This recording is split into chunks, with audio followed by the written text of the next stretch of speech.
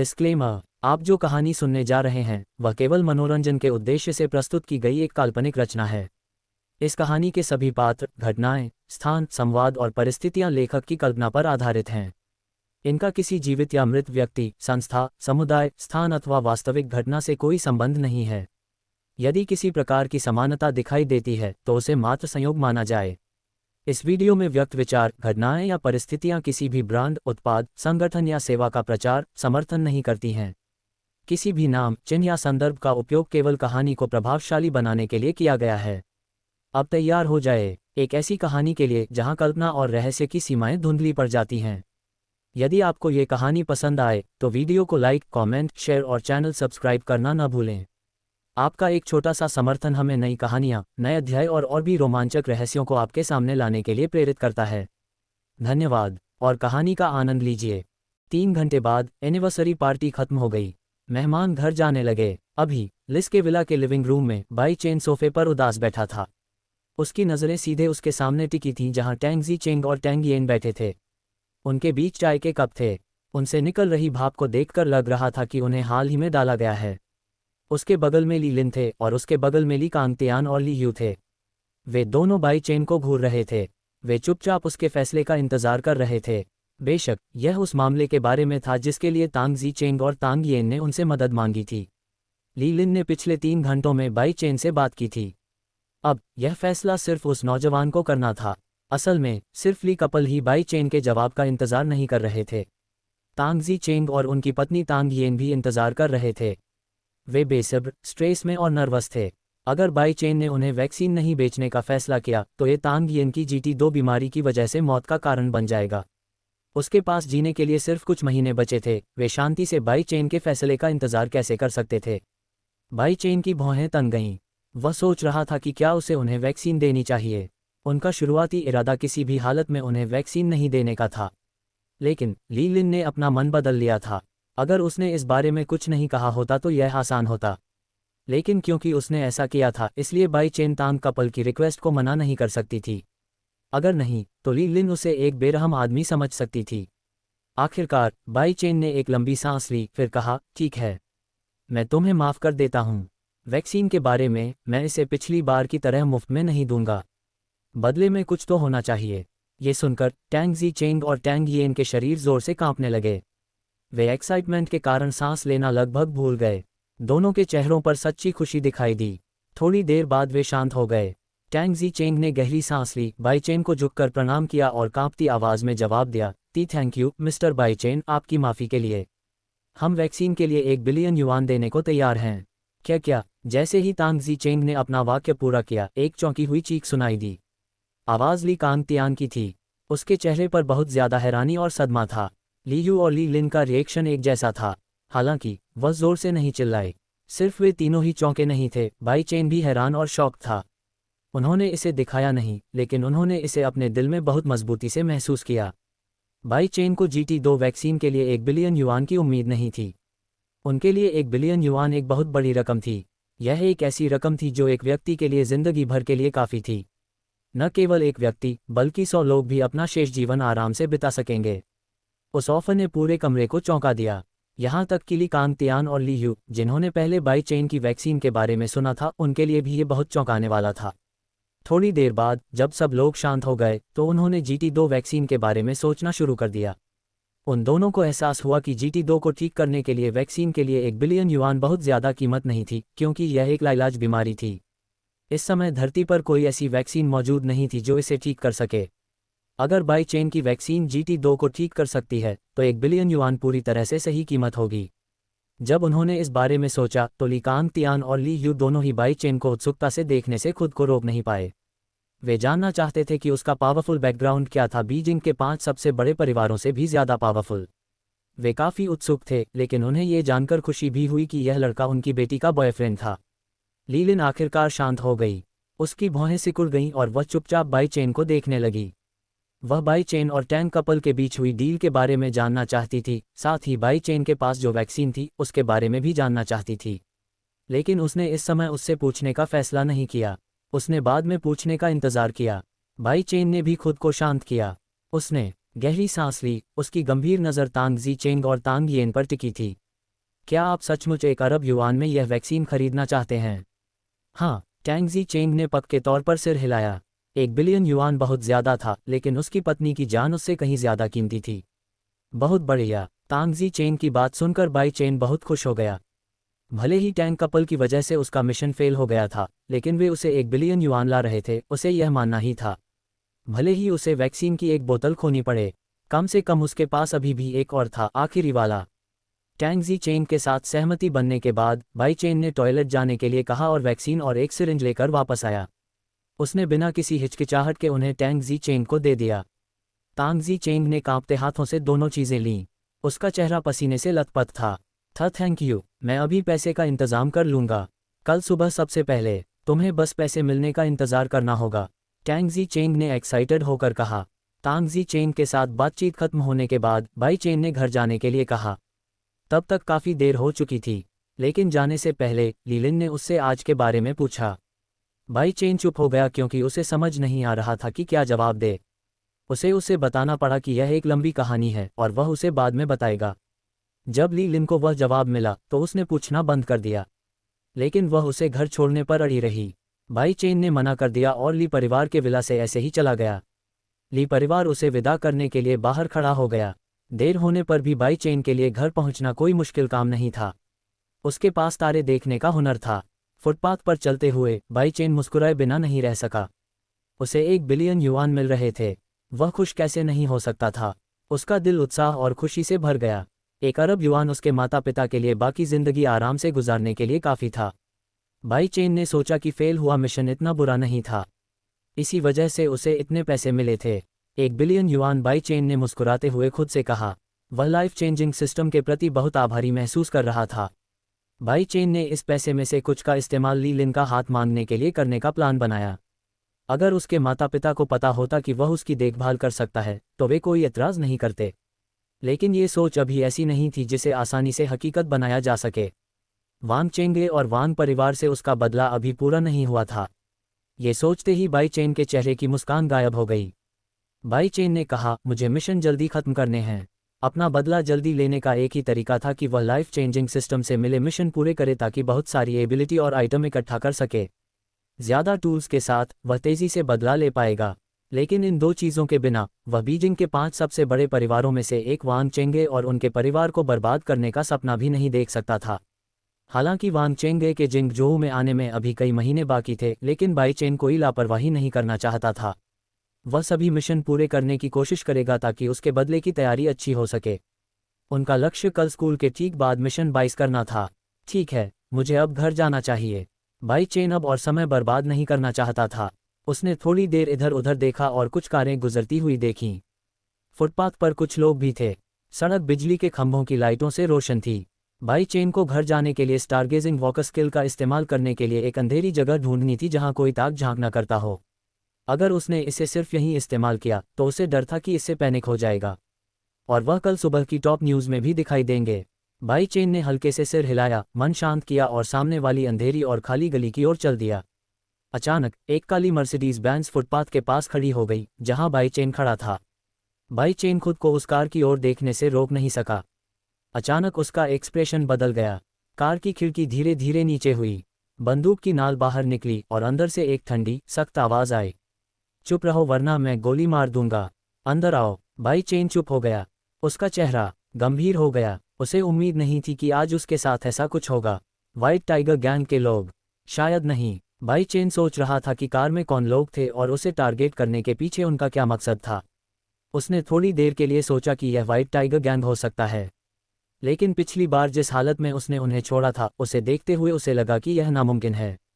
अगर white tiger gang नहीं तो फिर यह कौन हो सकता है? बाई चेन को याद नहीं था कि उसने व्हाइट टाइगर गैंग के अलावा किसी को नाराज़ किया हो। वह बिना हिले डुले कुछ देर सोचता रहा। धत तेरे की, मैंने कहा अंदर आ जा। क्या तेरी मौत की इच्छा है? जब बाई चेन ने कार में बैठने की कोई कोशिश नहीं की तो कार के अंदर से गुस्से वाली आवाज़ आई। आवाज़ सुनकर बाई चेन सोच में डूबा हुआ जाग गया।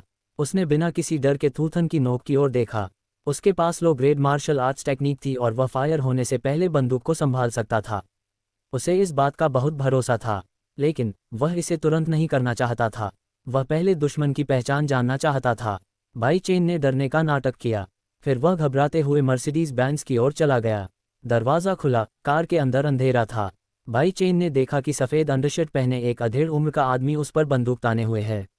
जल्दी अंदर आओ। अधेड़ उम्र का आदमी संतुष्ट लग रहा था और जब उसने बाई चेन का डरा हुआ चेहरा देखा तो वह ठंडी मुस्कान के साथ मुस्कुराया। उसे सबसे ज़्यादा पसंद था अपने शिकार को बेरहमी से मारने से पहले उन्हें डराना। बाई चेन को अब उस अधेड़ उम्र के आदमी का चेहरा साफ दिख रहा था, लेकिन उसे याद नहीं आ रहा था कि उसने इस आदमी को पहले कभी देखा हो। उसे कोई अंदाज़ा नहीं था कि वह उसे क्यों टारगेट कर रहा था। बाई चेन ने डरे हुए दिखने की कोशिश करते हुए अपनी भौहें सिकोड़ लीं। वह एक अधेड़ उम्र के आदमी के पास बैठा था जिसने अंडरशर्ट पहनी हुई थी। तभी उसे एक जानी पहचानी आवाज़ सुनाई दी। बाई चेन, तुम छोटे बदमाश, मुझे यकीन है कि तुम्हें इस स्थिति में होने की उम्मीद नहीं थी। बाई चेन आगे की सीट की ओर मुड़ा। आओ सोंग, उसने कहा। फिर उसने अपनी नज़र ड्राइवर की सीट की तरफ घुमाई। उसने एक मोटा, गंजा आदमी देखा। यह ज़रूर आओ सुवान था, आओ सोंग का पिता। तभी उसे समझ आ गया, एओ पिता पुत्र ने ही उसे निशाना बनाया था। अंडरशर्ट पहने अधेड़ उम्र के आदमी को ज़रूर उन्होंने काम पर रखा होगा। हा, बाई चेन, क्या तुम डर गए हो? तुमने उस दिन मेरे साथ बहुत कुछ किया था, अब तुम्हें अपनी जान से इसकी कीमत चुकानी पड़ेगी। एओ सोंग ने बाई चेन की ओर देखा और फिर पागलों की तरह जोर से हंसने लगा। 15 मिनट से ज़्यादा समय बीत चुका था। बाई चेन को जिंगजोऊ के एक सुनसान जंगल में लाया गया। यह उस जगह से ज़्यादा दूर नहीं था जहां से उसे उठाया गया था। वह बहुत ज़्यादा डरे हुए चेहरे के साथ खड़ा था। बेशक यह एक नाटक था। उसकी आंखें सामने की ओर थीं। उसके सामने 3 आदमी खड़े थे। उनमें से 2 अधेड़ उम्र के थे। एक का पेट निकला हुआ था और वह गंजा था। दूसरा अंडरशर्ट पहने हुए था, काफ़ी मस्कुलर था और उसका चेहरा क्रूर लग रहा था। वे एओ सुवान और टू हो थे। टू हो ब्लैक मन की गैंग का लीडर था जिसे एओ सुवान ने बाई चेन को मारने के लिए 5 मिलियन युआन में हायर किया था। तीनों में से आखिरी एक जवान आदमी था, एओ सोंग। वह बाई चेन से बहुत नाराज था। हालांकि इन शब्दों में काफ़ी अंधेरा था, लेकिन उस रात पूरा चांद था। चांद की रोशनी से जगह इतनी रोशन थी कि तीनों चेहरे साफ दिख रहे थे। क्या मुझे उसे अभी मार देना चाहिए? टू हो ने अचानक पूछा। उसकी आवाज़ ठंडी थी।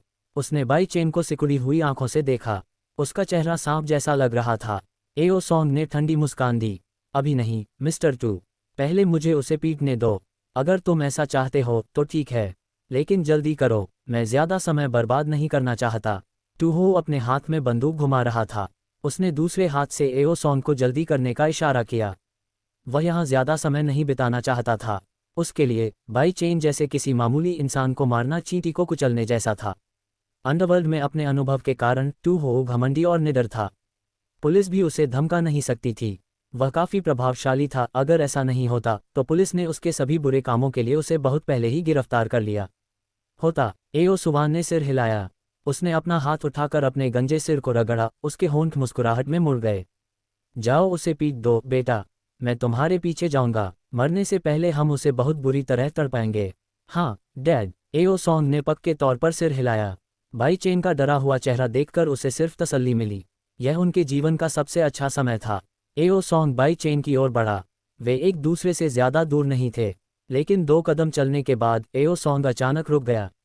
जब उसे कुछ याद आया तो उसका चेहरा बहुत गुस्से से लाल हो गया। वह मुड़ा और एओ सुवान से बोला, डैड, उसे पता होगा कि वे औरतें कहाँ हो सकती हैं। अपने बेटे की बात सुनकर एओ सुवान की आंखों में ठंडी चमक आ गई। अब उसे भी सब याद आ गया। उस दिन जब उसे एओ सोंग के साथ पीटा गया था तो बाई चेन के अलावा 2 और लोग भी थे। एक सुंदर महिला थी और दूसरी ने अपना चेहरा ढका हुआ था। वे 2 लोग थे, लोंग शू इन और शू जूनिंग। एओ पिता और पुत्र लोंग शू इन और शू जूनिंग से भी बदला लेना चाहते थे, लेकिन उन्हें नहीं पता था कि वे दोनों कहाँ से थे, और जू जूनिंग का चेहरा ढका होने की वजह से उन्हें कोई अंदाज़ा नहीं था कि वह कौन थी और इसलिए उसे कैसे ढूंढें। इसलिए उन्होंने बाई चेन को टारगेट करने का फैसला किया। शुरू में उन्होंने उसे मारने का प्लान नहीं बनाया था, लेकिन बाई चेन को ली लिन के करीब देखकर उनका मन बदल गया था। बात इतनी बढ़ गई थी कि उन्होंने बाई चेन को मारने के लिए टू हो को हायर कर लिया था। अभी जब एओ सुवान और एओ सोंग को याद आया कि बाई चेन को लोंग शू इन और शू जूनिंग का पता चल सकता है तो उनका गुस्सा भड़क गया। मुझे बताओ कि उस दिन तुम्हारे साथ कौन 2 औरतें थीं और वे अभी कहाँ हैं? एओ सोंग ने बाई चेन की तरफ मुड़कर गुस्से से चिल्लाया। जल्दी करो और हमें बताओ, और शायद तुम्हें जल्दी और आसानी से मौत मिल जाए, एओ सुवान ने कहा। उसकी नज़रें बाई चेन पर धमकी भरी नज़रों से टिक गईं। टू हो हल्के से हंसा। उसे लगा कि सिचुएशन काफ़ी मज़ेदार थी। उसने टारगेट को टॉर्चर करने के लिए दोनों को कुछ और समय देने का फैसला किया। बाई चेन का डरा हुआ चेहरा थोड़ा सा तमतमा गया। उसे उम्मीद नहीं थी कि वे लॉन्ग शू इनके बारे में पूछ रहे होंगे। उसे ज्यादा परवाह नहीं थी। वैसे भी वह उन्हें कभी नहीं बताता, या अगर बताता भी तो कोई दिक्कत नहीं होती क्योंकि उसने उन सबको यही मारने का प्लान बनाया था। बाई चेन के मन में इन लोगों को न मारने का कोई ख्याल नहीं था। अगर वे तीनों उसे मारना चाहते थे तो वह बदला क्यों न ले। उसने सोचा कि ये तीनों बागुवान और वाइट टाइगर गैंग से अलग नहीं हैं। अगर वह उन्हें मार भी देता तो भी उसे कोई सज़ा नहीं मिलती। इसके उलट यह एक अच्छी बात हो सकती है। अगर वह उन्हें अभी मार दे तो इससे उसकी भविष्य की परेशानियां खत्म हो जाएंगी। बाई चेन ने कुछ बार पलकें झपकाईं। उसने सोचा कि उसने हाल ही में कितने लोगों को मारा है। भले ही यह पाप लग रहा था लेकिन उसे कोई पछतावा नहीं था। अगर उसने ऐसा नहीं किया होता तो वह खुद मर जाता। अगर उसने ऐसा नहीं किया होता तो उसके माता पिता भी खतरे में पड़ जाते। एक आह निकली। बाई चेन ने सोचा कि आज के लिए बस इतना ही काफ़ी है। उसके चेहरे पर डर का कोई निशान नहीं बचा था। उसकी जगह ठंडक ने ले ली थी। उसकी नज़र भी उतनी ही ठंडी थी। उसने अपने सामने खड़े 3 लोगों को देखा और फिर ठंडी आवाज़ में ज़ोर से बोला। उसने अपना तरीका पूरी तरह बदल लिया था। मैं तुम्हें क्यों बताऊं? तुमने अभी क्या कहा? एओ सॉन्ग की आंखें चौड़ी हो गईं। उसे लगा जैसे वह कुछ सुन रहा है। सिर्फ उसे ही नहीं, एओ सुवान को भी ऐसा ही लगा। तू हो, जो खेल खेल में अपनी बंदूक घुमा रहा था, उसे भी ऐसा ही लगा। मैंने कहा, मैं तुम्हें क्यों बताऊं? बाई चेन ने अपनी बात दोहराई। उसे उनके रिएक्शन की जरा भी परवाह नहीं थी। जब अंडरशर्ट पहने अधेड़ उम्र के आदमी ने उस पर बंदूक तानी तो उसने मन ही मन बदला लेने का फैसला किया। हा पापा, क्या आपने सुना? वह इतना डर गया था कि उसका दिमाग ही खराब हो गया है। बाई चेन की बात सुनकर एओ सॉन्ग जोर से हंस पड़ा। बाई चेन के चेहरे पर ठंडक और शांति देखकर एओ सॉन्ग को लगा कि बाई चेन पहले ही पागल हो चुका है। ऐसी गंभीर स्थिति में कोई भी समझदार व्यक्ति ऐसा काम नहीं करेगा। एओ सुवान मुस्कुराए, तू हो भी मुस्कुराए। उन सभी ने एक ही विचार शेयर किया। बाई चेन को इस बात की परवाह नहीं थी कि तीनों क्या सोच रहे हैं। उसने एओ सॉन्ग की बातों को भी पूरी तरह नज़रअंदाज कर दिया। वे जल्द ही उसके हाथों मारे जाएंगे। उसे इस बात की क्या परवाह थी कि एक मरा हुआ आदमी क्या कहता है। जाओ और उसे मारो बेटा। वह शायद इतना डर गया है कि लगभग खुद को गीला कर लेगा। जब बाई चेन चुप हो गया तो एओ सुवान मुस्कुराया। उसे लगा कि बाई चेन इतना डरा हुआ है कि बात भी नहीं कर सकता। जरूर डैड, एओ सॉन्ग ने सिर हिलाया। उसके मुस्कुराते चेहरे की जगह अब ठंडक और गुस्से ने ले ली। बाई चेन, मेरी मार खाने के लिए तैयार हो जाओ। एओ सॉन्ग चिल्लाया और बाई चेन की ओर चलता रहा। तू हो के पीछे बंदूक होने की वजह से उसे यकीन था कि जब वह हमला करेगा तो बाई चेन जवाब नहीं देगा। अगर उसने ऐसा किया तो तू हो उसे गोली मार देगा। एओ सॉन्ग ने सोचा, ऐसी स्थिति में कोई भी इतना बेवकूफ़ नहीं है जो जवाब दे। थोड़ी ही देर में एओ सॉन्ग बाई चेन के सामने रुक गया। जैसे ही उसने चलना बंद किया उसने बाई चेन के चेहरे पर मुक्का मारा। बाई चेन की आंखें सिकुड़ गईं। जिस दिन से उसे कम लेवल की फाइटिंग स्किल मिली उसकी नज़र बेहतर हो गई थी। पिछली हर फाइट और किल इसका सबूत थे। एओ सॉन्ग जैसे लूजर का एक मुक्का भी कोई प्रॉब्लम नहीं थी। बाई चेन ने एओ सॉन्ग के मुक्के से बचने के लिए अपना सिर थोड़ा सा एक तरफ झुकाया और एओ सॉन्ग के चेहरे पर जोरदार मुक्का मारा। हवा की आवाज़ बाई चेन के कान के पास से गुजरी, तभी एओ सॉन्ग की मुट्ठी निशाने से चूक गई। लेकिन यह आवाज़ ज़्यादा देर तक नहीं रही क्योंकि एओ सॉन्ग का शरीर पीछे की ओर उड़ गया। उसकी नाक टूट गई थी। खून बह रहा था। उसके मुंह से भी खून बह रहा था क्योंकि कई दांत गिर गए थे। धमाका! एओ सॉन्ग का शरीर एओ सुवान और तू हो के सामने गिर गया। एओ सॉन्ग दर्द से चिल्लाया और फिर हाथों से अपना चेहरा ढककर इधर उधर लुढ़कने लगा। उसकी आंखों से आंसू बह रहे थे। छोटा सा गीत। एओ सुवान की आंखें चौड़ी हो गईं। वह 1 मिनट तक अपने सामने के सीन को कन्फ्यूजन से देखता रहा, फिर जोर से चिल्लाया। उसने नीचे अपने रोते हुए बेटे को देखा जो जमीन पर बुरी तरह तड़प रहा था। तू हो ने बाई चेन को हैरानी से देखा। उस नौजवान की इतनी हिम्मत थी कि उसने एओ सॉन्ग को वहीं खड़े खड़े बंदूक से मार दिया। ये ब्लैक मन की गैंग के लीडर के चेहरे पर एक तमाचा मारने जैसा था। उसके चेहरे का एक्सप्रेशन बदल गया। अब उसमें गुस्सा और ठंडापन दिख रहा था। उसने बाई चेन को देखा और फिर धीरे से अपनी बंदूक उठाकर उस पर तान दी। उसे पूरा यकीन था कि बाई चेन का दिमाग खराब हो गया है। कोई समझदार आदमी ऐसी बातें नहीं कहता और ऐसी हालत में एओ सॉन्ग को नहीं मारता। मर जाओ। तू हो ने तुरंत ट्रिगर खींच दिया। वह इतना गुस्से में था कि उसने एओ सॉन्ग और एओ सुवान को बदला लेने के लिए और समय न देने का फैसला किया। टकराना! गोली की आवाज़ पूरे जंगल में गूंज गई। पक्षी डर के मारे उड़ गए। दूसरे जानवर भी आसपास के इलाके से भाग गए। एक गोली निकली जिसका निशाना बाई चेन का दिल था। अगर यह उसे लग जाता तो वह 1 मिनट से भी कम समय में मर जाता। गोली की दिशा से पता चलता था कि तू हो अपनी शूटिंग में कितना टैलेंटेड था। वह कई सालों से ब्लैक मन की गैंग का लीडर था और उसने अनगिनत लोगों को मारा था। यह अजीब बात होगी अगर वह बंदूक चलाने में अच्छा ना हो। बाई चेन को चिंता नहीं हुई, उसने बहुत पहले ही ये देख लिया था। जैसे ही गोली चली वह भी हिल गया। वह एक तरफ कूद गया। गोली उसके पीछे पेड़ पर लगी जिससे एक छोटा सा छेद हो गया जिससे थोड़ा धुआं निकला। बाई चेन का दिल एक्साइटमेंट से तेजी से धड़क रहा था। वह परेशान नहीं था, लेकिन गोली से बचना एक तरह से एक्साइटिंग था। लेकिन उसके पास बर्बाद करने के लिए बिल्कुल भी समय नहीं था। बाई चेन ने तू हो पर हमला किया जो सदमे में खड़ा था क्योंकि वह जवान आदमी गोली से बचने में कामयाब रहा था। यह तू हो के अनुभव की वजह से उसके रिफ्लेक्स भी काफ़ी अच्छे थे। उसने बाई को उस पर झपटते देखा। उसे लगा कि खतरा आ रहा है और उसे अजीब सी घबराहट हो रही है। उसने जल्दी से अपनी बंदूक चलती हुई बाई चेन पर तान दी, लेकिन बहुत देर हो चुकी थी। इससे पहले कि तू हो दोबारा ट्रिगर दबा पाता, एक जोरदार मुक्का उसके चेहरे पर लगा। धमाका! टू हो का शरीर पीछे की ओर उड़ गया और उसके पीछे एक पेड़ से टकराया। पेड़ जोर से कांप उठा और पत्तों का गुच्छा गिरने लगा। टू हो का शरीर पत्तों के साथ जमीन पर जोर से गिरा। अब वह भी एओ सोंग जैसी ही बुरी हालत में था। उसकी नाक टेढ़ी और टेढ़ी थी, उसके दांत टूटे हुए थे। उसे इतना दर्द हुआ कि उसके गालों से आंसू बहने लगे, लेकिन तू हो ने कोई आवाज़ नहीं की। उसमें और एओ सोंग में बस यही फर्क था, उसने बहुत दर्द झेला था इसलिए वह खुद को रोने से रोक सका। उसका दिल गुस्से से जल रहा था। सालों बाद किसी ने उसे इतना दुखी और गुस्सा दिलाया था। टू हो ने बंदूक पर अपनी पकड़ और मजबूत कर ली। उसने उसे इतनी कसकर पकड़ रखा था कि बाई चेन के मुके से वह गिरा नहीं। उसकी नम आंखों ने बाई चेन की ओर देखा, लेकिन अचानक टू हो डर से भर गया। उसका गुस्सा तुरंत गायब हो गया। सर रुको! टू हो की कांपती हुई आवाज़ सुनाई दी, लेकिन एक छोटी सी आवाज़ ने उसे शांत कर दिया। प्यू! बाई चेन ने उसे एक साइलेंसर लगी बंदूक से गोली मारी। जब टू हो का शरीर पेड़ से टकराया तो उसने साइलेंसर को डायमेंशन रिंग से बाहर निकाल लिया था। उस युवक ने बिना किसी हिचकिचाहट के उसे गोली मार दी। गोली टू हो के माथे से उसकी बाईं भान के ऊपर से आर पार हो गई। घाव से खून बहने लगा। टू हो के चेहरे पर बहुत ज्यादा डर था। कुछ ही सेकंड में उसकी मौत हो गई। ये वह कीमत थी जो उसे बाई चेन को मारने की कोशिश के लिए चुकानी पड़ी। Mister to! जब टू हो को गोली मारी गई तो एक घबराई हुई चीख सुनाई दी। ये किसी और की नहीं बल्कि एओ सुवान की तरफ से आया, जो पहले से ही अपने बेटे की चोटों का इलाज कर रहे थे। एओ सुवान का शरीर डर से कांप उठा। उसकी आंखें चौड़ी हो गईं। वह बाई चेन को घबराहट और डर से घूर रहा था। उसका दिल बेकाबू होकर जोर जोर से धड़क रहा था। एओ सुवान को अपनी आंखों पर यकीन नहीं हो रहा था। टू हो 1 मिनट से भी कम समय में हार गया था। उसी ने ट्रिगर दबाया था और अब वह मर चुका था। एओ सोंग, जो अपने दर्द से ठीक हो गया था, उसे भी यकीन नहीं हो रहा था।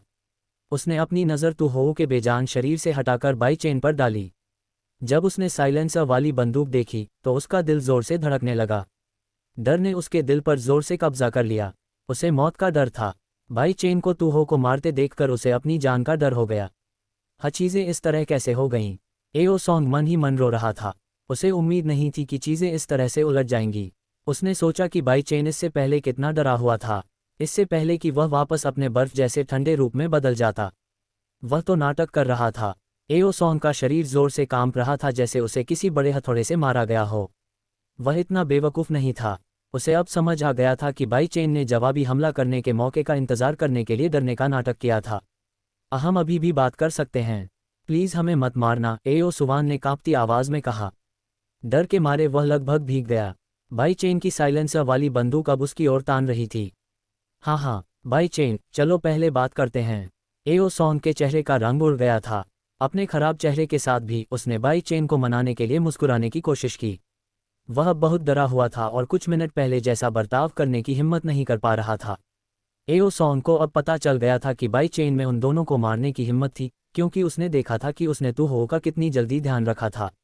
एओ सोंग ने फिर उसे जिंदा रहने के लिए मनाने का फैसला किया। बाई चेन ने एओ सोंग की मुस्कान देखकर अजीब सा चेहरा बनाया।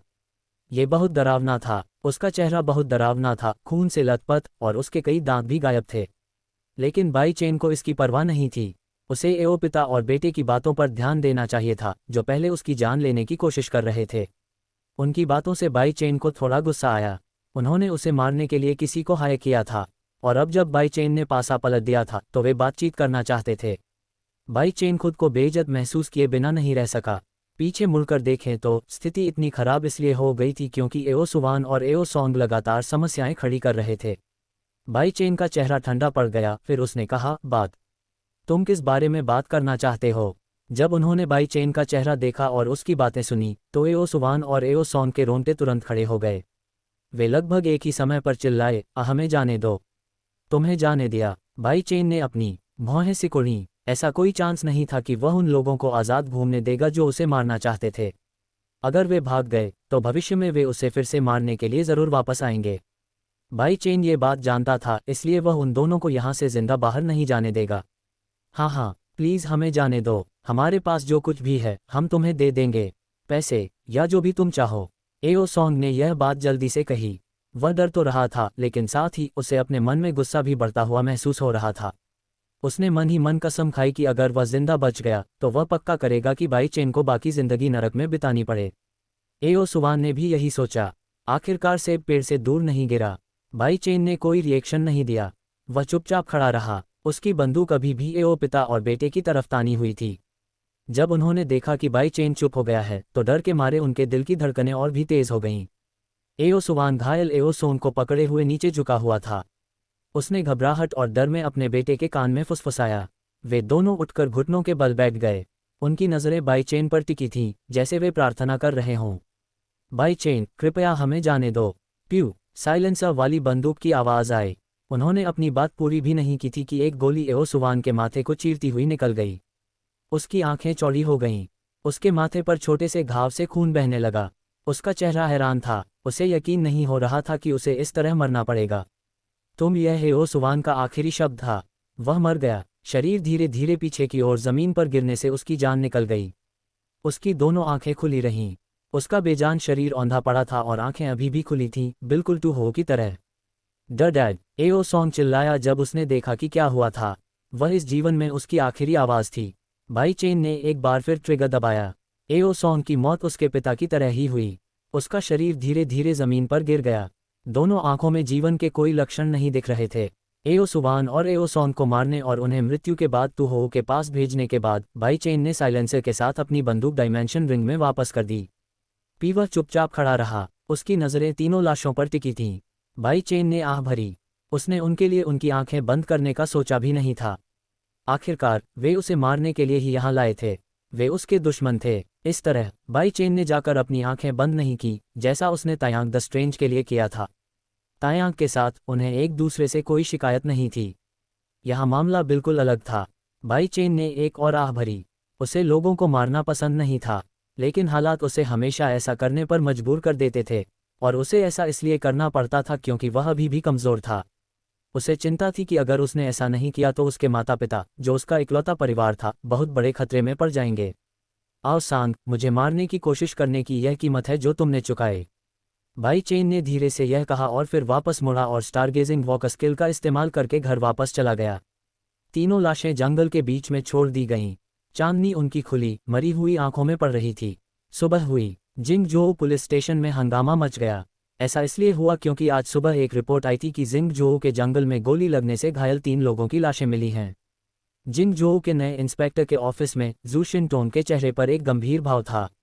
उसका सुंदर चेहरा हमेशा की तरह ठंडा था, लेकिन आज उसमें थोड़ा गुस्सा भी था। यह क्या घटिया काम है? 3 लोगों को गोली मार दी गई, लेकिन आपके पास कोई सुराग नहीं है।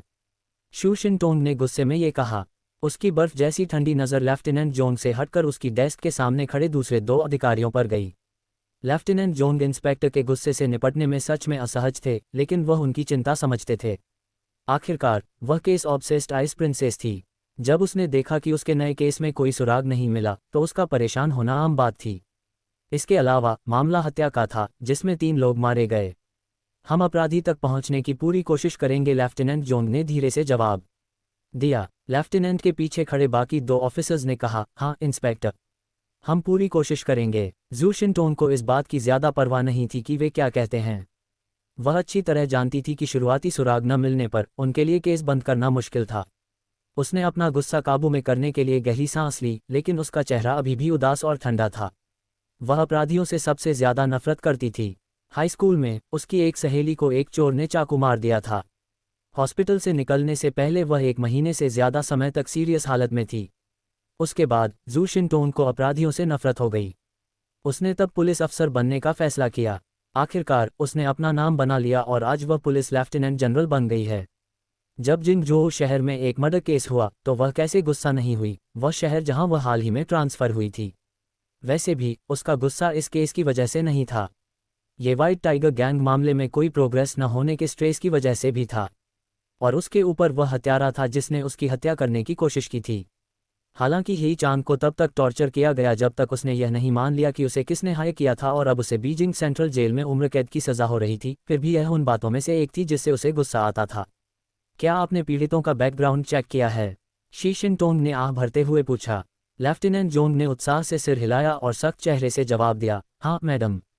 उनमें से 2 रिश्तेदार थे, एक पिता और बेटा। उनके नाम एओ सुवान और एओ सॉन्ग थे। दूसरा ब्लैक मंकी गैंग का लीडर था, उसका नाम टू हो था। वे तीनों जिंगजोऊ में रहते थे। Black monkey gang. Lieutenant Jong की रिपोर्ट सुनकर जू शिनटोंग की सुंदर भौहें तन गईं। ब्लैक मंकी गैंग क्या है? जिंगजोऊ के अंडरवर्ल्ड के कई गैंग में से एक। वे काफ़ी प्रभावशाली हैं मैडम। क्या ऐसा है? तो यह murder white tiger gang case से जुड़ा हो सकता है। मुझे यकीन है कि अपराधी उसी ग्रुप से होगा। वे जिंगजोऊ के किसी दूसरे गैंग से हो सकते हैं। यह पावर के लिए जंग हो सकती है, जू शिनटोंग ने सोचा। उसकी खूबसूरत आंखें तुरंत ठंडी हो गईं। अब उसे गुनहगार या गुनहगारों के ग्रुप के बारे में पता चल गया था। उसे अपनी थ्योरी पर बहुत पक्का यकीन था, भले ही वह सच से दूर दूर तक दूर थी। उसे अंदाज़ा भी नहीं था कि इन दोनों मामलों में जिस व्यक्ति को वह ढूंढ रही थी वह बाई चेन था जिसने उसकी जान बचाई थी। जब उसने शू शिनटोंग की थ्योरी सुनी तो लेफ्टिनेंट जोंग की आंखें चमक उठीं। उसे लगा कि यह बात बहुत सही है। उसके पीछे खड़े 2 अधिकारी भी सहमत हो गए। उन्हें इसके अलावा कोई और संभावना नजर नहीं आई। लेफ्टिनेंट जोंग ने कहा, मैं अभी जाकर जिंगजोऊ के अंडरवर्ल्ड में मौजूद हर गैंग की सारी फाइलें इकट्ठा करूंगा। उसे पता था कि वह क्या कर रहा है। जू शिनटोंग ने हल्के से सिर हिलाया। तो फिर आगे बढ़ो। जी मैडम। लेफ्टिनेंट जोंग बाकी 2 ऑफिसर्स के साथ तुरंत कमरे से बाहर चले गए। मुझे इन दोनों केस को जल्द से जल्द निपटाना है। उसके बाद मुझे चिन फेई के बारे में जानने के लिए और समय मिलेगा, जो मुझे मारने की साजिश रच रहा है। जब बाकी लोग कमरे से चले गए तो जू शिनटोंग ने यह बात ठंडे स्वर में कही। अब उसे पता चल गया था कि कातिल के पीछे चिन फेई का हाथ था। वही था जो हमेशा से उसे मारना चाहता था। उसने कभी नहीं सोचा था कि जिंगजोऊ में जाने के बाद भी वह इतना जिद्दी रहेगा। सुबह के 8 बज रहे थे। जिंगजियान स्कूल की एक क्लासरूम में बाई चेन शांति से बैठा था। उसकी नज़रें उसके सामने की नाजुक पीठ पर टिकी थीं। वह थोड़ा मुस्कुराया। उस बैग की मालकिन ने देखा कि कोई उसे देख रहा है, इसलिए वह पीछे मुड़ी। उसने बाई चेन से उत्सुकता से पूछा, तुम किस बात पर मुस्कुरा रही हो? कुछ नहीं, बाई चेन ने अपने सामने प्यारे गुड़िया जैसे चेहरे को देखते हुए जवाब दिया। वह लड़की ली लिन थी। उसने भौहें सिकुड़कर बोलने से पहले बाई चेन को उत्सुकता से देखा। ली लिन ने कहा, मुझे कल रात के बारे में बताना मत भूलना। उसके चेहरे पर बहुत उत्सुकता थी। बाई चेन की मुस्कुराहट लगभग बंद हो गई थी। उसे अभी अभी याद आया था कि उसे आज उसे सब कुछ समझाना है। वैसे भी उसे ज़्यादा चिंता नहीं थी। कल रात घर आने के बाद वह ली लिन के लिए कहानी का एक दूसरा वर्षन पहले ही सोच चुका था। ज़रूर, मैं नहीं भूलूंगा। मैं तुम्हें स्कूल के बाद बताऊंगा, बाई चेन ने क्लासरूम के दरवाजे की तरफ मुड़ते हुए कहा। टीचर यहीं हैं। ली लिन ने सिर हिलाया, खुश था कि बाई चेन अपना वादा नहीं भूला था। वह पीछे मुड़ी। अब वे दोनों उस अधेड़ उम्र की महिला टीचर को देख रहे थे जिसका चेहरा औसत सा दिख रहा था और जो अभी अभी अंदर आई थी। जब सभी स्टूडेंट्स ने उनका स्वागत किया तो अधेड़ उम्र की टीचर ने क्लास में चारों तरफ देखा। जब उन्होंने देखा कि आज सिर्फ 2 स्टूडेंट्स एब्सेंट थे तो उन्होंने खुशी से सिर हिलाया।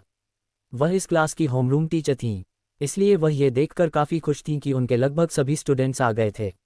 उनके पास क्लास के लिए एक ज़रूरी अनाउंसमेंट भी थी। क्लास, मुझे आज आपको कुछ ज़रूरी जानकारी देनी है। स्टूडेंट्स ने उसकी आवाज़ सुनी और चुप हो गए। कल स्कूल का फील्ड ट्रिप का दिन होगा। सभी हाई स्कूल सीनियर्स को इसमें हिस्सा लेना ज़रूरी है। हम कहाँ जाएंगे? एक छात्र ने उत्साह से पूछा। बहुत सारे स्टूडेंट्स ने उनकी एक्साइटमेंट शेयर की। अधेड़ उम्र के टीचर ने उस स्टूडेंट को देखा और हल्के से सिर हिलाया। अच्छा सवाल है। हम 3 दिन और 2 रात के लिए हेलिंग बीच जा रहे हैं। मैं चाहता हूं कि तुम घर जाकर अपने मम्मी पापा को इस बारे में बता दो। ये परमिशन फॉर्म अपने साथ ले जाओ और उन्हें दे दो। हेलिंग बीच, एक अनजान लड़की ने उत्सुकता से चिल्लाकर कहा। हम हेलिंग बीच जा रहे हैं? क्या ये पागलपन नहीं है? ये काफ़ी मज़ेदार रहेगा। क्लास में हंगामा मच गया। ज़्यादातर स्टूडेंट्स जोश में चिल्ला रहे थे। बीच पर फील्ड ट्रिप असल में बीच पर सिर्फ एक मनोरंजन के लिए की गई ट्रिप थी। प्लीज़ शांत हो जाए, ये परमिशन फॉर्म ले लीजिए और फिर घर जाए। इसे अपने मम्मी पापा को देना और उन्हें ट्रिप के बारे में बताना मत भूलना, महिला टीचर ने मुस्कुराते हुए कहा। जिंगजियान स्कूल की फील्ड ट्रिप का मकसद हाई स्कूल के सीनियर स्टूडेंट्स को उनके स्कूल साल के आखिर में कड़ी मेहनत शुरू करने से पहले आराम देना था। ये साफ था कि स्कूल अपने स्टूडेंट्स की काफ़ी परवाह करता था। स्टूडेंट्स शांत हुए और अपने परमिशन फॉर्म लेने के लिए लाइन में लग गए। बाई चेन और ली लिन भी लाइन में थे। वह लाइन में था जब उसे याद आया कि उसकी याद में ऐसा कुछ हुआ था। उसे हेलिंग बीच पर फील्ड ट्रिप पर जाना था, जो जिंगझोउ शहर से ज़्यादा दूर नहीं था। उस समय वह नहीं गया। कीमत 500 युआन थी और वह अपने माता पिता की मेहनत की कमाई बर्बाद नहीं करना चाहता था। इस बार उसने जाने का फैसला किया। वह पहले से ही करोड़पति था। सिर्फ 500 युआन उसके लिए कोई समस्या नहीं थी। बाई चेन को अभी भी तांग जी चेंग से 1 बिलियन युआन और मिलना बाकी था। उसे इस बात की चिंता नहीं थी कि पैसा अभी तक नहीं आया है। ली लिन ने उसे बताया था कि टैंग जी चेंग को एक्सटेंशन की ज़रूरत है क्योंकि 1 बिलियन युआन निकालना कोई आसान काम नहीं था। बाई चेन को कोई जल्दी नहीं थी। उसने ली लिन से कहा कि वह तांग जी चेंग से कहे कि वह अपना समय ले। आधे घंटे से ज़्यादा समय बीत गया। सभी स्टूडेंट्स को उनके परमिशन फॉर्म मिल गए थे और होमरूम टीचर पहले ही क्लास से जा चुके थे। ज़्यादातर स्टूडेंट्स भी घर चले गए। क्लासरूम में सिर्फ बाई चेन और ली लिन ही बचे थे। लगभग 5 मिनट पहले कियान बेई बाई चेन को डिनर पर चलने के लिए बुलाने आया था। बाई चेन ने मना कर दिया था क्योंकि उसे ली लिन को अपनी कहानी बताने के लिए अकेले में समय चाहिए था। कियान बेई ने बड़ी मुस्कान के साथ जाने से पहले उसे थम्स अप दिया था। वह जानता था कि बाई चेन और ली लिन अब डेटिंग कर रहे होंगे, या अगर नहीं तो कुछ ऐसा ही होगा। उसकी सोच सच के काफ़ी करीब थी। बाई चेन, मुझे पहले ही बताओ, ली लिन ने अधीरता से कहा और उसकी ओर देखा। बाई चेन उसके सामने बैठ गया और सिर हिलाया। ठीक है, मैं तुम्हें अभी बता रहा हूँ। बाई चेन ने झूठ बोलना शुरू किया। उसने कल रात इस पर काफ़ी समय बिताया था। पूरी बात सुनने के बाद ली लिन की चमकदार गोल आंखें हैरानी से फैल गईं। ओह, तो बात ऐसी है। आप अंकल जी चेंग से इसलिए झगड़ रहे थे क्योंकि आपके किसी जानने वाले के पास वैक्सीन है। अंकल जी चेंग को लगा कि यह नकली है और GT2 को ठीक नहीं कर सकती। लेकिन जब उन्हें पता चला कि यह असली है तो वे आपसे माफ़ी मांगने और इसे 1 बिलियन युआन में खरीदने के लिए कहने आए।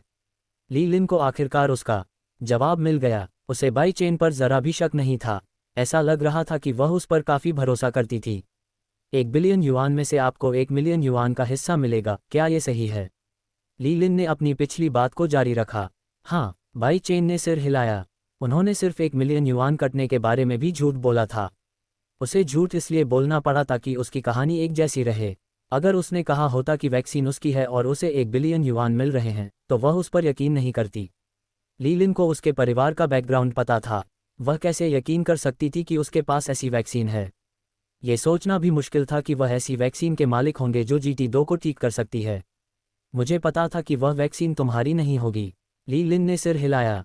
उसकी दिलचस्पी पूरी तरह खत्म हो गई थी। हमें बस घर जाना चाहिए। हमें ट्रिप की तैयारी करनी चाहिए। हम बाई चेन सहमत हुआ और थोड़ा मुस्कुराया। उसे बहुत राहत मिली कि उसने उसकी झूठी बात मान ली थी। उनके बचाव में कहा गया कि यह पूरी तरह से नकली नहीं था। इसमें बस कुछ बदले हुए तथ्य थे। हेलिंग बीच, मैं बहुत समय से वहां नहीं गई हूँ। ली लिन कुर्सी से उठी। उसकी मुस्कान और बड़ी प्यारी चमकदार आंखें चमक उठीं। बाई चेन उसके सामने थी।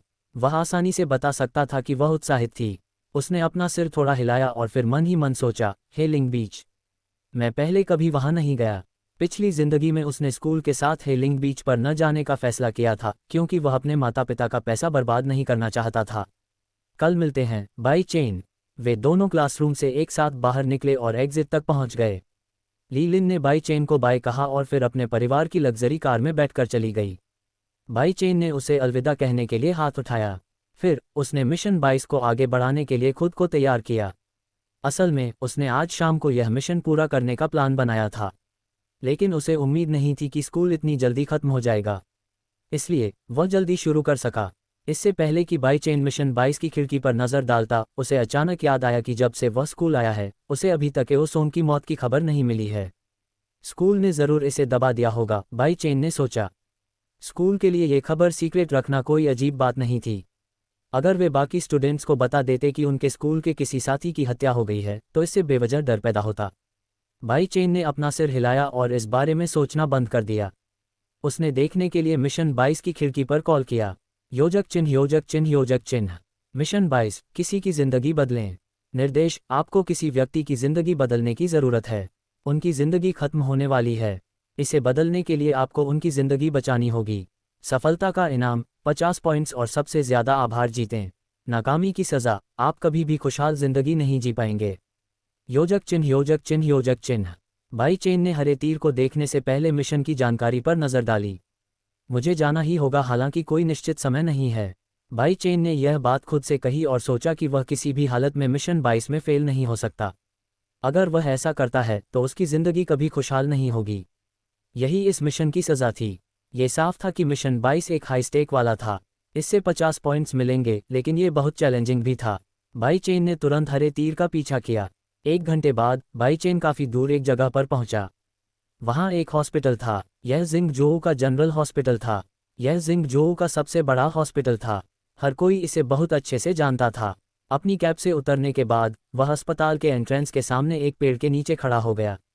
कभी कभी कारें आती जाती रहती थीं और लोग पैदल आते जाते रहते थे। यह इस अस्पताल के अंदर होना चाहिए। बाई चेन ने अस्पताल के प्रवेश द्वार को देखा।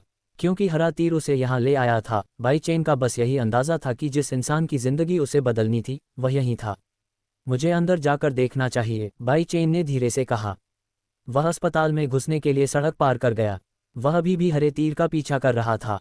तीसरी मंजिल पर एक मरीज के कमरे तक पहुंचने में उसे लगभग 4 से 5 मिनट लगे। वह कमरा नंबर 35 था। की वांग फू। बाई चेन कुछ देर तक दरवाजे पर लिखे नाम को देखता रहा। फिर उसने दरवाज़ा खटखटाने के लिए हाथ उठाया, लेकिन इससे पहले कि वह ऐसा कर पाता, उसे एक जानी पहचानी आवाज़ सुनाई दी। Mister by chain. वह अपनी तरफ मुड़ा और आवाज़ के सोर्स की ओर देखने लगा। बाई चेन ने मुड़कर देखा तो वह एकदम से जम गया। उसने एक महिला को देखा जिसने नीला सर्जिकल मास्क और मेडिकल गाउन पहना हुआ था। यह महिला बहुत अच्छी हालत में थी। उसने उसका चेहरा साफ नहीं देखा क्योंकि मास्क ने उसे ढक रखा था, लेकिन मास्क भी उसकी खूबसूरती को छिपा नहीं सका। उसके लंबे काले बाल हेयर टाई से बंधे हुए थे। उसने गाउन के नीचे सफ़ेद टी शर्ट और लंबी काली स्कर्ट पहनी हुई थी। बाई चेन ने उसे तुरंत पहचान लिया। वह जू जूनिंग थी। 2 दिन पहले उससे अलग होने के बाद उसे इस हॉस्पिटल में मिलने की उम्मीद नहीं थी, और यह भी कि वह गलती से जिंगजोऊ के हॉस्पिटल में उससे मिल जाएगा। तुम कौन हो? तुम मेरे पिताजी के अस्पताल के कमरे में क्या कर रहे हो? एक गुस्से वाली आवाज़ सुनाई दी। बाई चेन ने अपनी नज़र जू जूनिंग के बगल में खड़े व्यक्ति की ओर घुमाई। वह एक अधेड़ उम्र का आदमी था जिसके चेहरे पर चिंता थी। उसकी पतली मूंछें थीं और उसने सादे कपड़े पहने हुए थे। उसकी नज़रें बाई चेन पर टिकी थीं। उससे जवाब का इंतज़ार करते हुए उसकी भौहें तन गई थीं। बाई चेन ने बिना कुछ कहे जू जूनिंग के बगल में खड़े अधेड़ उम्र के आदमी को देखा। उसे समझ नहीं आ रहा था कि वह इस सवाल का क्या जवाब दे कि वह अब कमरा 35 के सामने क्यों खड़ा है। अधेड़ उम्र के आदमी ने कमरे में मरीज को अपना पिता कहा। ये कि वांग फू ज़रूर उसका पिता होगा। जब उसने देखा कि बाई चेन चुप है तो उस अधेड़ उम्र के आदमी की भौहें और भी तन गईं। उसका चेहरा और भी तनाव में आ गया। उसके मन में इस आदमी का अपने पिता के प्रति बुरा इरादा ज़रूर होगा। उनके पिता कोई आम आदमी नहीं थे और न ही वह थे। लोग उनके पिता को नुकसान पहुंचाना चाहते थे, यह एक आम बात थी। अधेड़ उम्र के आदमी ने फिर से सवाल पूछने की तैयारी की। अगर इस बार उसे जवाब नहीं मिला तो वह एक्शन लेने के लिए तैयार था। अंकल क्यू, कृपया उनके साथ रूखा व्यवहार न करें। इससे पहले कि वह कुछ कह पाता, जू जूनिंग ने उसे रोक दिया। उसके चेहरे पर घबराहट दिख रही थी। भले ही उसने सर्जिकल मास्क पहना हुआ था, फिर भी यह उसकी भावनाओं को छिपाने के लिए काफ़ी नहीं था। जू जूनिंग बहुत इमोशनल थी। इस समय उसे बहुत कुछ महसूस हो रहा था। बाई चेन को इतनी जल्दी फिर से देखने की खुशी थी, साथ ही उसके लिए उसके मन में कई मुश्किल फीलिंग्स भी थीं। लेकिन सबसे ज़्यादा अब उसे जो महसूस हो रहा था वह था घबराहट। अंकल क्यू या क्यू हुआंग ने जो कहा था और उनके चेहरे के हाव भाव से वह बता सकती थी कि वह बाई चेन के साथ बदतमीजी कर रहे थे। बाई चेन, जो उनकी नज़र में एक लेजेंडरी रेल्म कल्टीवेटर थी, उसे किसी भी हालत में नाराज़ नहीं होना चाहिए। वह सच में डरी हुई थी। अगर बाई चेन को गुस्सा आता तो लेजेंडरी रेल्म के कल्टीवेटर का गुस्सा बहुत डरावना होता। या दूसरे शब्दों में कहें तो एक लेजेंडरी रेल्म कल्टीवेटर का गुस्सा शब्दों से परे था। ये बताया नहीं जा सकता कि यह कितना डरावना होगा। इस वजह से उसे अपने चाचा को बाई चेन के साथ बदतमीजी करने से रोकना पड़ा। भले ही वह की हुआंग के बहुत करीब नहीं थी, लेकिन वह उसके पिता का दोस्त था। इसी वजह से उसने उसे चेतावनी दी ताकि वह बाई चेन के गुस्से से होने वाली तबाही से बच सके। जू जूनिंग की बातें सुनकर की हुआंग चौंक गया। वह पीछे मुड़ा और जू जूनिंग के चेहरे को हल्के डर से देखा। वह उसे ज़्यादा अच्छे से नहीं जानता था, लेकिन वह जानता था कि वह इतनी आसानी से अपना आपा नहीं खोती। वह आमतौर पर बहुत शांत और दूसरों के प्रति बहुत दयालु थी। जू जूनिंग, यह आदमी कौन है? क्यू हुआंग ने जू जूनिंग से धीरे से पूछा। उसने उसकी बातों पर यकीन कर लिया। उसने उससे बदतमीजी न करने के लिए कहा, इसका मतलब यह हुआ कि यह कोई आम आदमी नहीं था। ये नौजवान ज़रूर कोई ऐसा होगा जो खुद की हुआंग से भी ज़्यादा ताकतवर था, जो अब चीन के 10 सबसे ताकतवर जनरलों में से एक था। हाँ, ये कि हुआंग एक बहुत शक्तिशाली जनरल था। उसके पास जनरल हुआंग कियान के बराबर की शक्ति थी। नहीं, वह थोड़ा और भी ज़्यादा ताकतवर हो सकता है, क्योंकि उसे यह सम्मान हुआंग कियान से 3 साल पहले मिला था। अंकल क्यू, मैं आपको यह नहीं बता सकता, लेकिन अगर वह वही है तो दादा क्यू के बचने का चांस हो सकता है।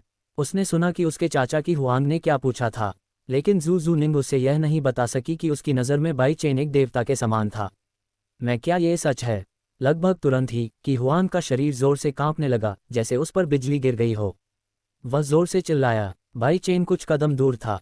उसने पूरी बातचीत सुनी। इस तरह उसने कि हुआंग की चीख जोर से और साफ सुनी। जू जूनिंग ने अपने चाचा की तरफ सिर हिलाया। वह अच्छी तरह जानती थी कि साधकों की समझ बहुत अच्छी होती है। बेशक बाई चेन जो लेजेंडरी दायरे में था, उसने सब कुछ सुन लिया होगा। फिर भी जू जूनिंग ने सब कुछ जोर से कहा। अब उसके विचार सच में बहुत उलझे हुए थे। पिछले कुछ दिनों से वह जेंग फैंग की बातों पर ही सोच रही थी। उसे नहीं पता था कि यह सच है या नहीं। जू जूनिंग इसका जवाब जानना चाहती थी, इसलिए उसने यह मौका लिया। अगर बाई चेन इस बार फिर से मदद करने के लिए मान गई, तो इसका मतलब ये हो सकता है कि वह सच में उसमें दिलचस्पी रखता था, जैसा कि जेंग फैंग ने कहा था। जू जूनिंग ने गहरी सांस लेने से पहले बाई चेन को देखा। उसने कि हुआंग को नज़रअंदाज किया, जो बिल्कुल शांत खड़ा था, और तुरंत बाई चेन से बात की। मिस्टर बाई चेन, आपसे इतनी जल्दी दोबारा मिलना मेरे लिए सम्मान की बात है। उसकी आवाज़ सच में बहुत सुरीली और अच्छी थी। जब वह इससे पहले बाई चेन से मिली थी, तब की तरह उसमें कोई काम नहीं था, और उसे पहले की तरह उसे बड़ा कहने की कोई इच्छा भी नहीं थी। हालांकि उसके शब्द अभी भी काफ़ी फॉर्मल थे। अगर ज़्यादा दिक्कत न हो तो मुझे कुछ काम करना है जिसमें मुझे आपकी मदद चाहिए। क्या बात है? बाई चेन ने तुरंत जवाब दिया। उसने मन ही मन अंदाज़ा लगाया कि जू जूनिंग ज़रूर उससे हॉस्पिटल के कमरे में मौजूद की वांग फू नाम के आदमी की मदद करने के लिए कहना चाहती होगी, जो कि हुआंग का पिता था। उसे पक्का यकीन था, क्योंकि उसने पहले सुना था कि वे क्या बात कर रहे थे। बेशक बाई चेन मदद करके काफ़ी खुश था। वह वैसे भी यहाँ लाइफ चेंजिंग सिस्टम का मिशन पूरा करने आया था। जू जूनिंग ने थोड़ा हिचकिचाते हुए कहा, मैं चाहती हूँ कि तुम इस कमरे में मौजूद दादाजी क्यूई को ठीक करो। क्या तुम मेरी मदद कर सकते हो? बाई चेन हिचकिचाया। उसने सोचने का नाटक किया, लेकिन कुछ ही देर में उसने सहमति में सिर हिला दिया। ठीक है। उसकी सहमति से जू जूनिंग को अब पक्का पता चल गया था कि वह क्या जानना चाहती थी। उसका शरीर हल्के से कांप रहा था, जबकि उसके चेहरे से पता चल रहा था कि उसके दिल की उलझी हुई भावनाएं और भी ज़्यादा उलझ गई थीं। बाई चेन के मान जाने के बाद उन्हें पेशेंट रूम 35 में लाया गया, जहां की वांग फू ठीक हो रहे थे। कि हुआंग ने बिल्कुल भी विरोध नहीं किया। उसने बाई चेन से पहले हुई गलतफहमी के लिए माफ़ी भी मांगी।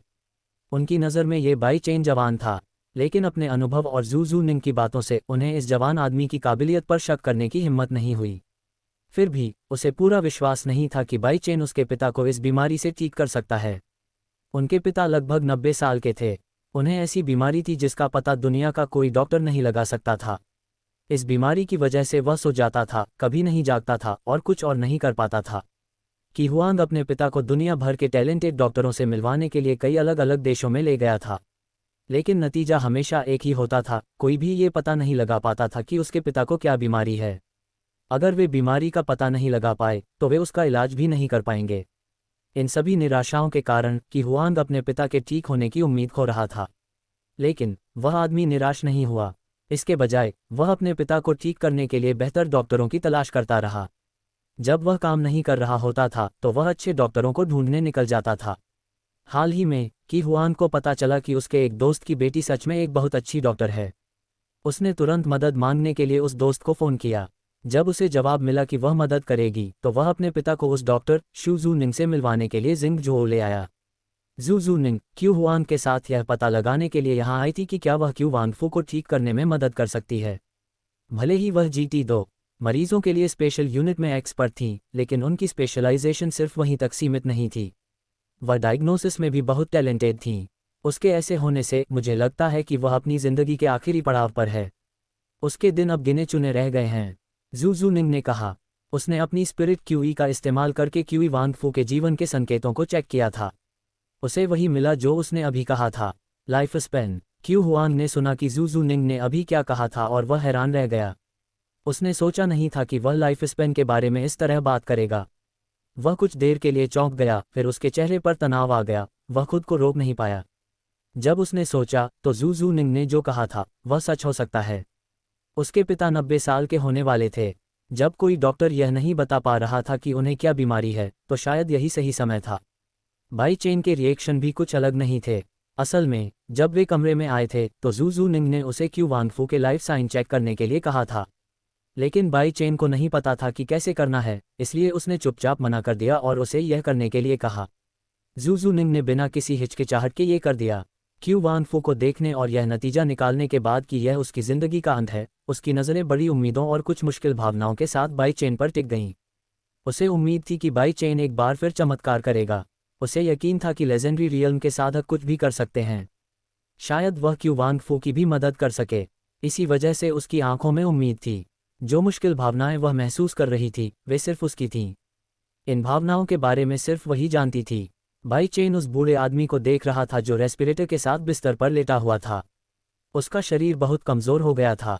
उसने कुछ देर तक बूढ़े आदमी को देखा, लेकिन जू निंग की नज़र पर ध्यान नहीं दिया। फिर उसने अपने सामने मिशन की खिड़की की तरफ देखा। योजक चिन्ह योजक चिन्ह योजक चिन्ह। मिशन 22, किसी की ज़िंदगी बदलें। निर्देश, आपको किसी व्यक्ति की ज़िंदगी बदलने की ज़रूरत है। उनकी ज़िंदगी खत्म होने वाली है। इसे बदलने के लिए आपको उनकी ज़िंदगी बचानी होगी।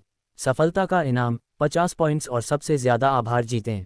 नाकामी की सज़ा, आप कभी भी खुशहाल ज़िंदगी नहीं जी पाएंगे। योजक चिन्ह योजक चिन्ह योजक चिन्ह। यह शायद वैसा ही है जैसा जू निंग ने कहा था। उसकी ज़िंदगी खत्म होने वाली है, इसीलिए उसकी ज़िंदगी मिशन में बताए गए तरीके से खत्म हो रही है, बाई चेन ने मन ही मन सोचा।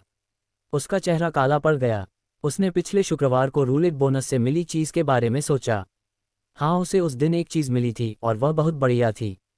बाई चेन को अब भी वह खुशी याद है जो उसे इसे पाने पर महसूस हुई थी। मुझे जो 10 साल का अमृत मिला वह कोई एक्सीडेंट नहीं था। यह इसी मिशन के लिए था। यह अमृत अद्भुत था। इसे लेने वाले व्यक्ति की उम्र 10 साल और बढ़ जाती थी। इसीलिए जब उसे यह मिला तो वह बहुत खुश हुआ था, और उसका चेहरा इसलिए काला पड़ गया क्योंकि उसे इसे इस तरह इस्तेमाल करना था। ठीक है, मैं मिशन के लिए ये करूँगा। पॉइंट्स के लिए। बाई चेन ने आह भरी। उसके पास इस 10 साल के अमृत को देने के अलावा कोई चारा नहीं था। बाई चेन ने अपने मिशन को पूरा करने को सबसे ज़्यादा अहमियत दी।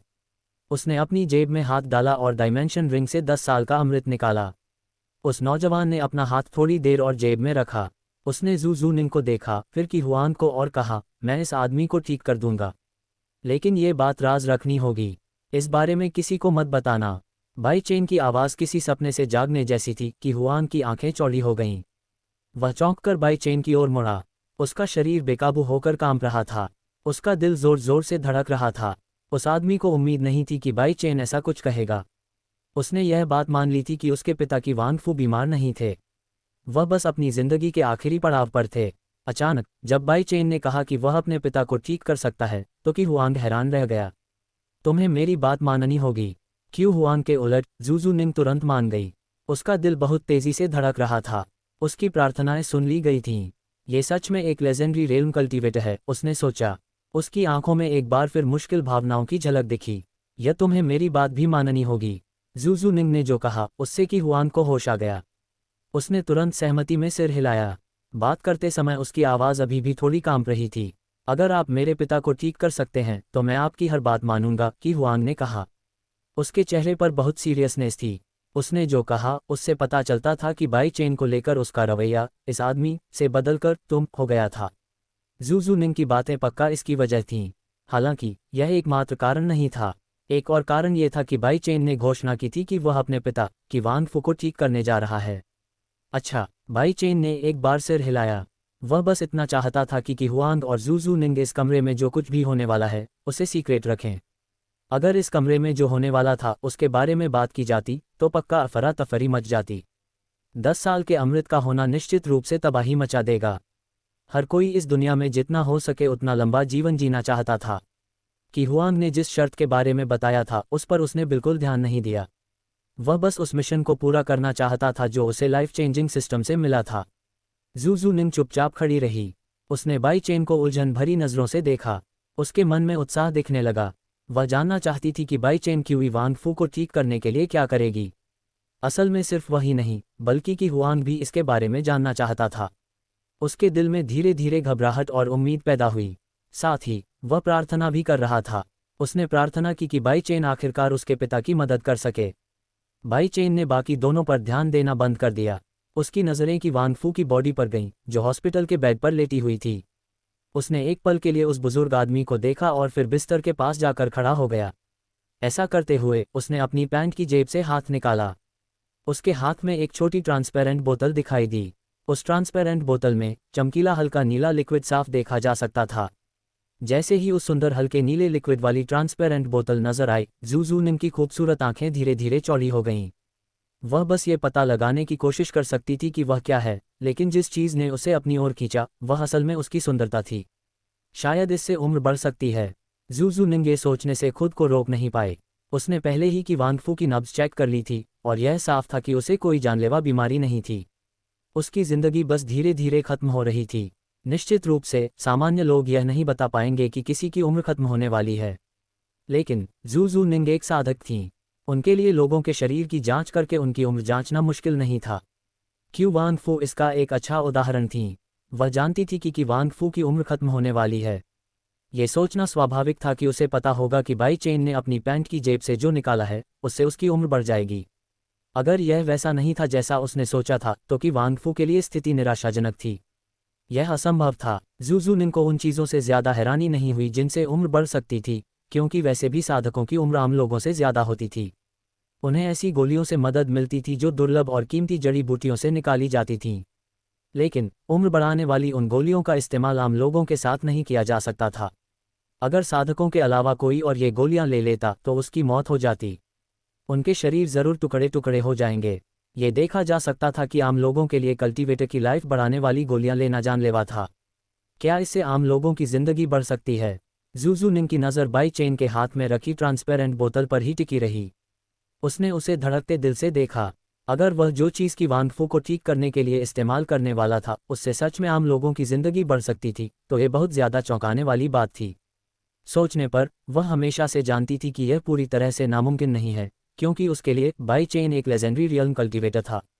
हमेशा की तरह जू जू निंग को एहसास नहीं हुआ कि वह असल में चीज़ों के बारे में ज़्यादा सोच रही थी। बेशक बाई चेन कोई लेजेंडरी रियल्म कल्टीवेटर या ऐसा कुछ नहीं था। वह बस एक नॉर्मल आदमी था। जहाँ तक कि हुआंग की बात है, वह भी उस ट्रांसपेरेंट बोतल को देख रहा था जिसे बाई चेन ने अपनी पैंट की जेब से निकाला था। वह जो सोच रहा था वह जू जू निंग से अलग नहीं था। उसने सोचा कि शायद ट्रांसपेरेंट बोतल के अंदर का लिक्विड उसकी उम्र बढ़ा सकता है। इस सोच से यह कहा जा सकता है कि हुआंग बिल्कुल भी बेवकूफ़ आदमी नहीं था। अगर जू जू निंग ने उसे यह नहीं बताया होता कि क्यूई वांग फू मरने वाला है क्योंकि उसकी उम्र खत्म होने वाली है, तो वह अंदाज़ा भी नहीं लगा पाता कि बाई चेन की पैंट की जेब से जो चीज़ निकाली गई थी उससे उसकी उम्र बढ़ जाएगी।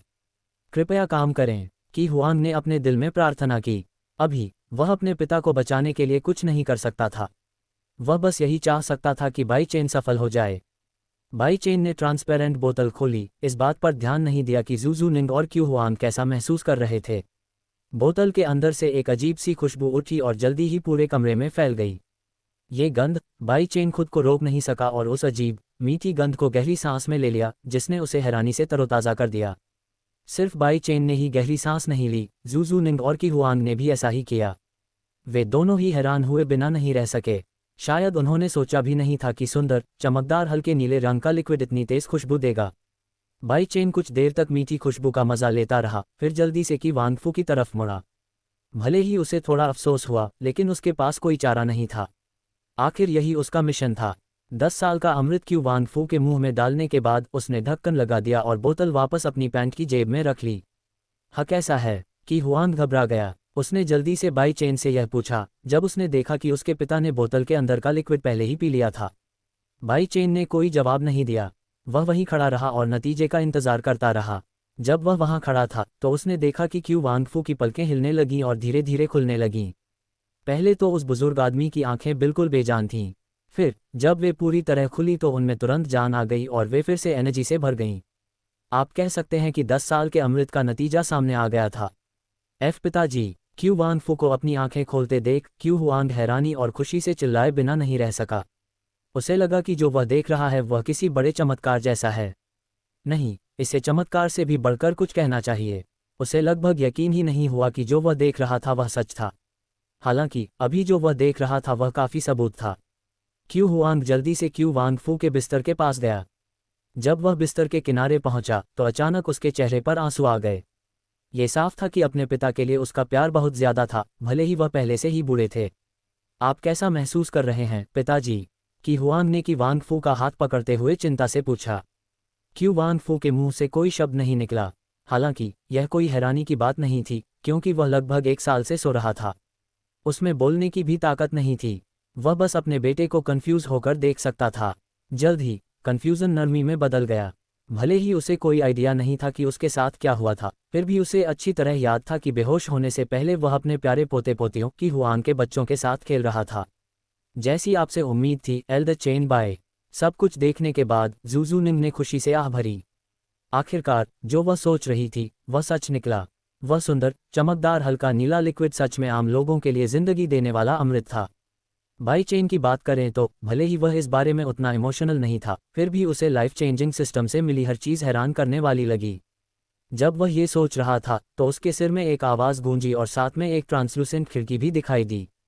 डिंग। योजक चिन्ह योजक चिन्ह योजक चिन्ह। मिशन पूरा। मिशन 22 किसी की जिंदगी बदले सफलता। इनाम आपको 50 पॉइंट्स मिले हैं और रैंडम तरीके से स्पेशल स्किल्स या आइटम्स पाने का मौका मिला है। योजक चिन्ह योजक चिन्ह योजक चिन्ह। बाई चेन ने अपने सामने मिशन पूरा होने की खिड़की को देखा। उसके होंठों पर हल्की सी मुस्कान आ गई। उसे इस मिशन से 50 पॉइंट्स मिले थे, जो 100 पॉइंट्स का आधा था। वह भी यह सोच रहा था कि उसे पहले ही 80 पॉइंट्स मिल चुके हैं और लेवल 5 तक पहुंचने के लिए सिर्फ 20 और पॉइंट्स की ज़रूरत है। उसके बाद उसके पास रैंडम तरीके से आइटम या स्किल्स पाने के 2 मौके होंगे। उन्हें जो 2 मौके मिले वे पिछले मिशन 21 और 22 से थे।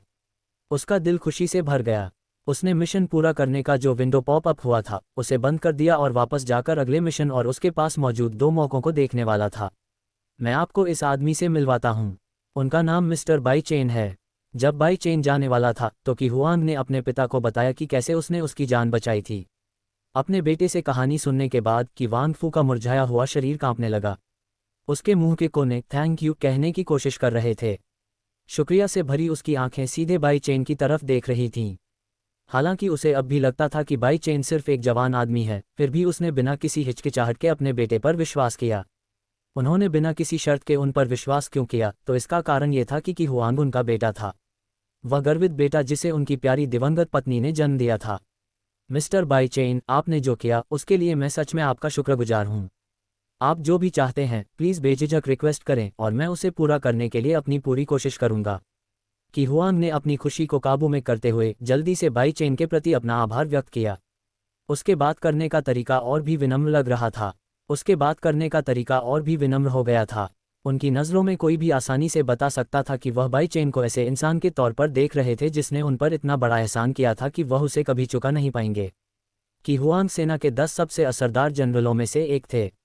बेशक वह जानते थे कि बाई चेन ने जिस चीज़ का इस्तेमाल करके अपने पिता की जान बचाई थी वह अनमोल थी और वह इस एहसान का बदला नहीं चुका सकते थे, क्योंकि उसे अपने जीवन में कहीं भी जीवन बढ़ाने वाला अमृत नहीं मिल पाएगा।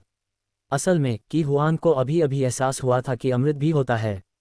ये सिर्फ कोई कहानी या कोई नाटक नहीं था। की हुआंग को 10 साल के अमृत की कीमत का एहसास हो गया था, इसीलिए उसने बाई चेन को जो कुछ भी चाहिए था उसे देने में कोई हिचकिचाहट नहीं दिखाई। बाई चेन ने कहा, मुझे बदले में कुछ नहीं चाहिए। उसे सच में बदले में कुछ नहीं चाहिए था। वह बस वो मिशन कर रहा था जो लाइफ चेंजिंग सिस्टम ने उसे करने को कहा था। बस की हुआंग एक पल के लिए चुप हो गया। उसे उम्मीद नहीं थी कि बाई चेन ऑफर मना कर देगा। वह बाई चेन को इसे स्वीकार करने के लिए मनाने वाला था। अगर उसने बदले में उसके लिए कुछ नहीं किया तो की हुआंग को बुरा लगेगा। लेकिन इससे पहले कि वह कुछ कहना शुरू करते, जूजू निंग अचानक बोल पड़ी। अंकल क्यू, अगर वह कहते हैं कि उन्हें किसी चीज़ की ज़रूरत नहीं है तो बस वही करो जो वह कहते हैं। जूजू निंग ने सोचा कि बाई चेन जैसे ताकतवर साधक को मना करना बदतमीजी होगी। अगर वह कभी गुस्सा हो गया तो दुनिया में अफरा तफरी मच जाएगी। इस वजह से उसने बिना किसी हिचकिचाहट के की हुआंग को चुपके से यह बात बताई। की हुआंग को पक्का नहीं लग रहा था, लेकिन उसने जोर देने की हिम्मत नहीं की।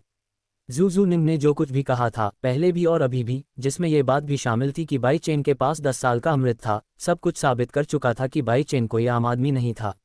वह बीजिंग के 5 सबसे असरदार परिवारों से भी बड़ा हो सकता है। यह ज्यादा भरोसेमंद था क्योंकि 5 सबसे असरदार परिवारों में से एक के सदस्य जू निंग ने बाई चेन के साथ बदतमीजी करने की हिम्मत नहीं की। समझ गया। अगर आपको कुछ चाहिए तो प्लीज़ मुझसे कांटेक्ट करने में हिचकिचाए नहीं, कि हुआंग ने बाई चेन को अपना नेम कार्ड देते हुए ये कहा। वह ये नहीं पूछना चाहता था कि अमृत ने उसके पिता की जिंदगी में कितने साल बढ़ा दिए हैं। चाहे उसके पिता उसके साथ कितने भी लंबे समय तक रहें, यह उन्हें अभी खोने से कहीं बेहतर होगा। बाई चेन ने नेम कार्ड देखा और वह हैरान रह गया। यह एक ऑफिशियल नेम कार्ड था जनरल की हुआंग, एक आर्मी जनरल। उस पल उसे आखिरकार समझ आया कि इस मिशन में फेल होने की सज़ा ये थी कि वह कभी भी खुशहाल जिंदगी नहीं जी पाएगा। एक आर्मी जनरल को पागल बनाना पक्का ऐसी चीज़ थी जो उसे जिंदगी भर दुखी कर देती। बाई चेन ने नाम कार्ड रख दिया और जाने के लिए माफ़ी मांगी। कि हुआंग शुक्रिया अदा करने के लिए उसे खाना खिलाना चाहता था, लेकिन बाई चेन ने मना कर दिया। वह हॉस्पिटल के कमरे से यह सोचकर निकला कि वह हिलिंग बीच की फील्ड ट्रिप की तैयारी के लिए घर वापस जाना चाहता है। हालांकि उसके जाने से पहले जू निंग उसके पीछे क्यू वांगफू के कमरे से बाहर निकल गई। एल्डर चेन बाय, कृपया प्रतीक्षा करें, उसने उसे रुकने के लिए कहा। उसने जो शब्द इस्तेमाल किए वे ऐसे थे क्योंकि आसपास कोई और नहीं था। एल्डर चेन बाय, कृपया प्रतीक्षा करें। जू निंग की बातें सुनकर बाई चेन खुद को रोक नहीं पाया और उसने पीछे मुड़कर उसकी तरफ देखा। आज उसके बाल उसके खूबसूरत चेहरे को इतनी अच्छी तरह से ढक रहे थे कि उसका दिल उतना नहीं धड़क रहा था जितना तब धड़क रहा था। क्या बात है? उसने शांत आवाज में उससे पूछा, ये सोचकर कि उसे ऐसी पब्लिक जगह पर ऐसी बातें नहीं कहनी चाहिए। लोग आसानी से मान सकते थे कि वह पागल है। प्लीज़ नॉर्मल बात करें, आप मुझे बस बाई चेन कह सकते हैं। उन्होंने यह बात चिंता के कारण कही। वैसे भी वे पहले से ही एल्डर नहीं थे, वह बस एक आम इंसान था। उसने उसे सच इसलिए नहीं बताया क्योंकि वह उसे निराश नहीं करना चाहता था और इससे उसे कुछ परेशानी भी हो सकती थी। इसलिए उसने सच अपने तक ही रखा। मैं समझती हूँ कि तुम्हारा क्या मतलब है। जैसा तुम कहोगे मैं वैसा ही करूँगी, जू निंग ने कहा। उसने यह नहीं बताया कि वह उसके साथ खेती करने वालों की भाषा में बात कर रही थी क्योंकि आसपास कोई और नहीं था। न बताने का कारण आसान था। उसे लगा कि बाई चेन वैसे भी अंदाज़ा लगा लेगा। वह ऐसा सिर्फ इसलिए कह रहा था क्योंकि उसे उसकी चिंता थी। जू निंग ने अपने दिल में शुक्रगुजारी महसूस की और सोचा, एल्डर चेन बाई से जैसी उम्मीद थी। वह बहुत सावधान हैं। तो यह क्या है? बाई चेन अब और अस्पताल में समय बर्बाद नहीं करना चाहता था, भले ही उसके सामने एक खूबसूरत महिला खड़ी थी। ये सच था कि जू निंग सबसे खूबसूरत महिला थी जिससे वह अपनी जिंदगी में कभी मिला था और वह उसकी वजह से काफ़ी परेशान था। लेकिन लीलिन उसके दिल में पहले से ही थी और वह जानता था कि जू निंग एक अलग दुनिया में रहती थी, जैसे लॉन्ग जुइन रहती थी। इसलिए वह उसे एक दोस्त से ज़्यादा कुछ नहीं समझता था। बाई चेन का सवाल सुनकर जू निंग चुप हो गई। असल में उसके पास उससे कहने के लिए कुछ नहीं था। उसके हॉस्पिटल के कमरे से बाहर भागने की वजह उसकी मिली जुली भावनाएं थीं। वह बाई चेन के लिए अपनी भावनाओं को बिल्कुल भी समझ नहीं पा रही थी। हालांकि वह पहले से ही जानती थी कि जेंग फैंग की बातों की वजह से उसकी भावनाएं बदल गई थीं। यह उस दिन से शुरू हुआ था जिस दिन बाई चेन ने अपने ग्रुप को sky soaring realm cultivator Taiyang the stand से बचाया था। बाई चेन ने जू निंग को कन्फ्यूजन से देखा क्योंकि वह चुप हो गई थी और उसने कोई जवाब नहीं दिया था। अचानक उसे एहसास हुआ कि उसने जो पहना था वह डॉक्टर का गाउन था। है ना? क्या आप डॉक्टर हैं? वह पूछे बिना नहीं रह सका। जू निंग, जो कुछ देर से चुप थी, उसे होश आया। उसने धीरे से सिर हिलाया और कांपती हुई आवाज में कहा, आह हाँ। फिर उसका दिमाग बहुत तेजी से काम करने लगा। वह सोचने लगी कि बाई चेन ने उससे पहले 2 बार क्या पूछा था। उसकी चमकती आंखें थोड़ी डगमगाईं, जिससे पता चला कि वह जवाब ढूंढने में अपनी सारी एनर्जी लगा रही थी। वह कुछ पल के लिए सोच में डूबी रही और आखिर में उसके पास एक नहीं बल्कि 2 जवाब आए। जू निंग ने तुरंत बोल दिया, मैंने आपको रुकने के लिए कहा क्योंकि मैं आपसे पूछना चाहता हूं कि आपने दादा क्यूई को ठीक करने के लिए क्या इस्तेमाल किया था। आपका मतलब जीवन बढ़ाने वाला अमृत है। बाई चेन को पहले से पता था कि वह इसके बारे में पूछेगी। यह इस दुनिया में नहीं होना चाहिए था क्योंकि हर कोई यही चाहेगा। यह एक चमत्कार था, इसने इंसान की उम्र बढ़ा दी। इस दुनिया में कौन लंबी उम्र नहीं जीना चाहेगा? इसीलिए दुनिया में हर कोई ऐसा चाहेगा। बाई चेन भी इसे लेना चाहता था, वरना जब उसने क्यू वांगफू पर अमृत का इस्तेमाल किया होता तो उसे इतना पछतावा नहीं होता। जू निंग ने सहमति में सिर हिलाया। वैसे भी उसने जो पूछा था उसके बारे में उसे किसी डिटेल जवाब की उम्मीद नहीं थी, क्योंकि वह जीवन बढ़ाने वाले अमृत की कीमत अच्छी तरह जानती थी। और यह बिल्कुल वैसा ही था जैसा उसने सोचा था। बाई चेन ने कहा, गलती से मेरे हाथ ये जीवन बढ़ाने वाला अमृत लग गया। उसने उससे झूठ बोलने का फैसला किया। वैसे भी जीवन बदलने वाला सिस्टम ऐसी चीज नहीं थी जिसके बारे में दूसरों से बात की जा सके। मैं समझ गया। जू निंग ने सिर हिलाया। क्या आप मुझे आपको खाना खिलाने का मौका दे सकते हैं? आपने मेरे दादाजी की मदद करने के लिए उस कीमती अमृत की कुर्बानी तक दे दी। ये दूसरी बात थी जिसके बारे में जू निंग ने सोचा था। असल में इसे पहले उठाया जाना चाहिए था क्योंकि उसने ही सबसे पहले बाई चेन से मदद मांगी थी। हालांकि यह मदद असल में लाइफ चेंजिंग सिस्टम का दिया हुआ एक मिशन था जिसे उसे पूरा करना था। क्योंकि जू निंग जल्दी में थी इसलिए उसने पहले अमृत के बारे में बात की। लेकिन जो भी पहले आए, बाई चेन को इससे कोई फर्क नहीं पड़ा। उसने इस बात पर भी ध्यान नहीं दिया कि वह मदद मांग रही थी। उसे इसकी परवाह क्यों नहीं थी? इसका जवाब आसान था। ये बस एक मिशन था जो उसे लाइफ चेंजिंग सिस्टम से मिला था। तो फिर उसे इसकी परवाह क्यों करनी पड़ी? लेकिन क्योंकि जू निंग अपना शुक्रिया अदा करने के लिए उसे खाना खिलाने में दिलचस्पी दिखा रही थी, बाई चेन ने सोचा कि अगर वह मना कर दे तो ये बहुत बुरा होगा। इसलिए उसने आखिरकार सिर हिलाया। ठीक है, बहुत बहुत धन्यवाद। हालांकि जू निंग एक सुंदर और शांत महिला थी, लेकिन जब उसने ऑफर स्वीकार किया तो वह उत्साहित हुए बिना नहीं रह सकी। वह क्यों नहीं होगी? इस तरह के लेजेंडरी रेल्म कल्टीवेटर के साथ खाना खाने का मौका मिलना उसके जैसे मामूली कल्टीवेटर के लिए सच में सम्मान की बात थी। इसके अलावा उसे ये भी लगा कि शायद वह सच में उसमें दिलचस्पी रखता है।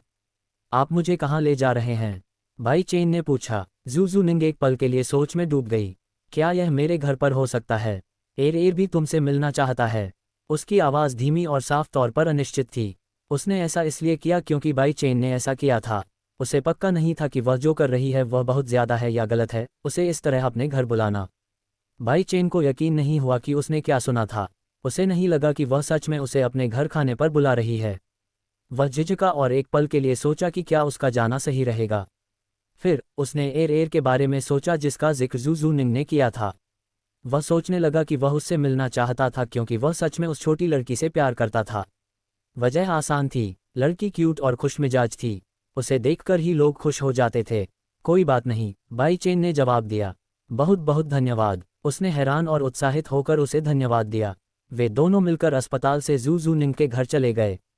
बाई चेन को जू निंग के साथ जिंगजोऊ सिटी अस्पताल से निकले हुए लगभग 30 मिनट हो चुके थे। अब वह जू निंग की शानदार मर्सिडीज बेंज में बैठा था। वह ड्राइवर की सीट पर बैठी थी और उसे अपने घर ले जा रही थी। क्योंकि 30 मिनट हो चुके थे, जू निंग का घर जिंगजोऊ सिटी हॉस्पिटल से पक्का काफ़ी दूर था, नहीं तो वे अब तक उसके घर पहुंच गए होते। हालांकि हम अभी वहां नहीं पहुंचे थे, लेकिन घर अब ज़्यादा दूर नहीं था। जब वे कार में बैठे थे, बाई चेन ने जू निंग से बिल्कुल बात नहीं की।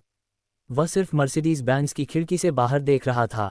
वजह तो ये थी कि उसके पास उससे कहने के लिए कुछ नहीं था। लेकिन ये पक्का अकेली वजह नहीं थी। दूसरी वजह यह थी कि उसने जू निंग को सीधे देखने की हिम्मत नहीं की क्योंकि उसका लुक बहुत ज़्यादा बेदाग और चमकदार था। वह अब डॉक्टर के गाउन में नहीं थी, जिससे उसे उसका फिगर साफ साफ दिख रहा था। भले ही उसके टाइट फिटिंग कपड़ों ने उसके शरीर के ज़्यादातर हिस्सों को ढक रखा था, फिर भी वे उसके शानदार शरीर और सुंदरता को छिपा नहीं पाए। उदाहरण के लिए उसके स्तन, जो कि काफ़ी बड़े थे, और उसका बेमिसाल खूबसूरत चेहरा। वह इतना तनाव में कैसे नहीं रहता था कि उसके पास उससे कहने के लिए कुछ न होता था। जू निंग अब अपना चेहरा छिपाने के लिए सर्जिकल मास्क नहीं पहनती थी। इसलिए इससे बाई चेन को उसका स्वर्गदूत जैसा चेहरा देखने का मौका मिला। जू निंग अक्सर अपना चेहरा सर्जिकल मास्क के नीचे छिपा लेती थी, खासकर जब वह मर्दों के साथ होती थी। अपने पिता और दादा के अलावा वह शायद ही कभी किसी मर्द को अपना चेहरा दिखाती थी। जहाँ तक महिलाओं की बात है, वह अपना चेहरा सिर्फ परिवार के लोगों, अपने पंथ के लोगों और जान पहचान वालों को ही दिखाती थीं। ये साफ था कि उसने बाई चेन से अपना चेहरा छिपाने के बारे में नहीं सोचा था। वजह सिर्फ जू निंग ही जानती थी।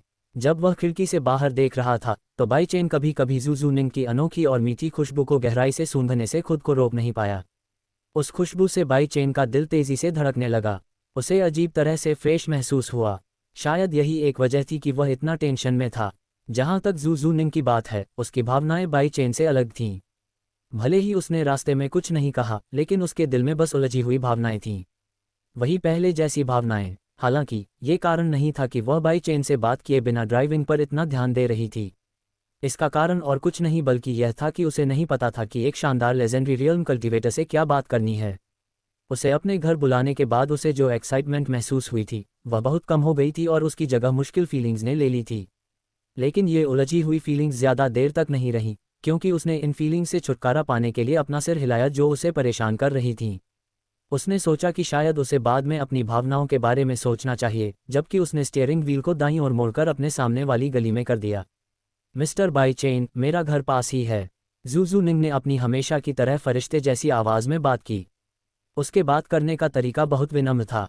असल में वह बाई चेन को एल्डर चेन बाई कहना चाहती थी, लेकिन जब उसने सोचा कि वह पहले क्या कह रहा था तो उसे यही कहना ज़्यादा सही होगा। हम बाई चेन ने आगे देखते हुए धीरे से जवाब दिया। वह एक मीडियम साइज़ का घर देख रहा था। असल में ये बहुत सिंपल दिख रहा था, जो लॉन्ग शू इन याली लिन के बड़े विला से काफ़ी अलग था। आसपास कई घर थे जो शू शू निंग के घर जैसे ही दिखते थे। बाई चेन हैरान था। उसने सोचा नहीं था कि वह इस सादे से दिखने वाले घर में रहेगी। लेकिन एक बार जब उसने लूनर लैंडसेक्ट के बारे में सोचा तो शायद यह इतना अजीब नहीं था कि वह इतने सादे घर में रहती थी। ऐसा इसलिए था क्योंकि लूनर लैंडसेक्ट के घर और पेविलियन सभी इसी तरह के सिंपल दिखते थे। जूजू निंग सिल्वर रंग के स्टेनलेस स्टील गेट की तरफ बढ़ी। उन्होंने ग्लव बॉक्स से एक छोटा रिमोट कंट्रोल निकाला। उन्होंने उसे एक बार दबाया, बीप की आवाज़ सुनाई दी। गेट अपने आप खुल गया। भले ही उसने इस बारे में ज़्यादा नहीं सोचा था, फिर भी बाई चेन हैरान था। उसने सोचा भी नहीं था कि यह साधारण सा दिखने वाला घर इतने हाईटेक सिस्टम से लैस होगा। कुछ ही मिनटों में जूजू निंग ने अपनी कार एक पार्किंग स्पॉट में पार्क कर दी। ये बड़ा नहीं था और इसमें एक समय में सिर्फ 2 कारें ही आ सकती थीं। उसके बाद जूजू निंग बाई चेन को घर की ओर ले गई। उसने अपने पतले हाथों से लकड़ी का दरवाज़ा खोला। इसके ठीक ठाक साइज़ के बावजूद दरवाज़ा खोलने पर अंदर एक ठीक ठाक साइज़ का हॉल दिख रहा था। वहाँ फर्नीचर, घर का ज़रूरी सामान और सुंदर सजावट थी। हॉल में एक अधेड़ उम्र की औरत खड़ी थी। उसका चेहरा नर्म था और उस पर ज़्यादा झुर्रियाँ नहीं थीं। वह एक ट्रे पकड़े हुए थी जिसमें संतरे का जूस और ओवन से निकली गर्म कुकीज़ थीं। आप पहले ही लौट आए हैं, युवा मालकिन। अधेड़ उम्र की महिला ने दरवाजे की आवाज़ सुनते ही उसकी तरफ रुख किया और जूजू निंग को देखते ही उसे नमस्ते किया। सच तो ये था कि उसे पहले से ही पता था कि यह जूजू निंग है, क्योंकि उसने कार के इंजन की आवाज़ सुनी थी। मैं वापस आ गया हूँ, आंटी यी। जूजू निंग ने आंटी यी को देखा और बाई चेन को प्यार से अपने घर बुलाया। आंटी यी नाम की उस औरत की आंखें तब खुली की खुली रह गईं जब उसने एक आदमी को घर में आते देखा। अगर उसने तेज़ी से उसे संभाला न होता तो संतरे के जूस और कुकीज़ वाली ट्रे लगभग ज़मीन पर गिर जाती। ये साफ था कि वह हैरान थी। वह कैसे न होती। उसकी खूबसूरत जवान मालकिन एक आदमी के साथ घर वापस आई थी, और यह पहली बार था जब वह अपने साथ एक आदमी को लाई थी। यह युवा मालकिन यह आदमी है? आंटी यी ने सूखे गले में लार गटकते हुए सवाल पूछा। उसका मन उलझन और जिज्ञासा से भरा था। वह जानती थी कि जूजू निंग ने पहले कभी किसी आदमी पर ध्यान नहीं दिया था। उसके लिए उत्सुक और उलझन में न रहना नामुमकिन था। जूजू निंग को आंटी यी के हैरान करने वाले रिएक्शन से कोई फर्क नहीं पड़ा क्योंकि उसने पहले ही इसका अंदाज़ा लगा लिया था। ये बड़ी बात थी कि वह पहली बार किसी आदमी को घर लाई थी, इसलिए आंटी यी के रिएक्शन का अंदाज़ा न लगा पाना नामुमकिन था। असल में किसी आदमी को घर लाने की तो बात ही छोड़िए, वह इतने कम आदमियों को जानती थी कि वह उन्हें दोनों हाथों की उंगलियों पर गिन सकती थी, और जिन लोगों को वह अपने घर में आने देती थी उनकी संख्या और भी कम थी। असल में कोई नहीं। जब से जूजू निंग जिंगजोऊ शहर में आई थी वह कभी किसी को घर नहीं लाई थी, यहाँ तक कि औरतों को भी नहीं। शायद यही एक वजह थी कि उसे आंटी यी से इस तरह के रिएक्शन और सवाल की पहले से ही उम्मीद थी। जूजू निंग आंटी यी की तरफ बढ़ी। ये वो इंसान है जिनका मैं बहुत शुक्रगुजार हूँ। क्या आप लिविंग रूम में सबसे अच्छी चाय ला सकती हैं? आंटी यी अभी भी हैरान थीं। उन्हें उम्मीद नहीं थी कि उनकी जवान मालकिन जूजू निंग का आदमी उनका भला करने वाला होगा। उन्होंने खुद को कंट्रोल करना शुरू किया और बाई चेन को सिर से पैर तक ध्यान से देखा। जब उसने देखा कि वह सिर्फ 18 से 20 साल का एक जवान आदमी है तो उसने आह भरी। ऐसा लग रहा था कि यह आदमी सच में जवान मालकिन का भला करने वाला था। उसने आह भरी क्योंकि जब उसने बाई चेन के साथ जूजू निंग को देखा तो वह न केवल हैरान, कंफ्यूज और क्यूरियस हुई थी, बल्कि उसके साथ एक और ख्याल भी आया था। ये सोचना कि जिस आदमी को वह जवान मालकिन अपने साथ वापस लाई थी वह असल में उसका बॉयफ्रेंड था। लेकिन अब जब उसे पता चल गया था कि वह नहीं है तो वह कैसे राहत की सांस नहीं ले सकती थी। जूजू निंग इस साल 25 साल की हो जाएगी। यह आम बात थी कि आंटी यी, जो इतने समय से उसका ख्याल रख रही थी, जूजू निंग की शादी की हालत को लेकर परेशान होंगी, या वह पूरी जिंदगी सिंगल रहने के बारे में सोच रही है। वह कई बार यह सोचे बिना नहीं रह सकी। उसने जूजू निंग की माँ, जो उसकी मालकिन थी, से भी कई बार कहा था कि वह उस जवान मालकिन के लिए शादी के लिए एक अच्छा आदमी ढूंढे।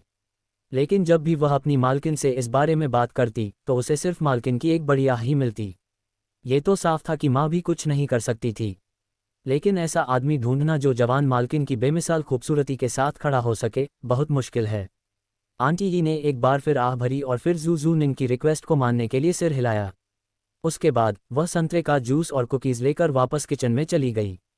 कृपया इस तरफ आइए, श्रीमान बाई चेन।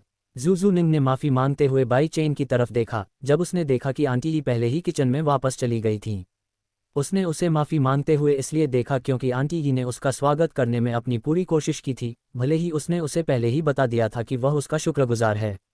वह बिना माफ़ी मांगे वहाँ खड़ी नहीं रह सकती थी, क्योंकि उसकी नज़र में बाई चेन एक लेजेंडरी रियल्म कल्टीवेटर था।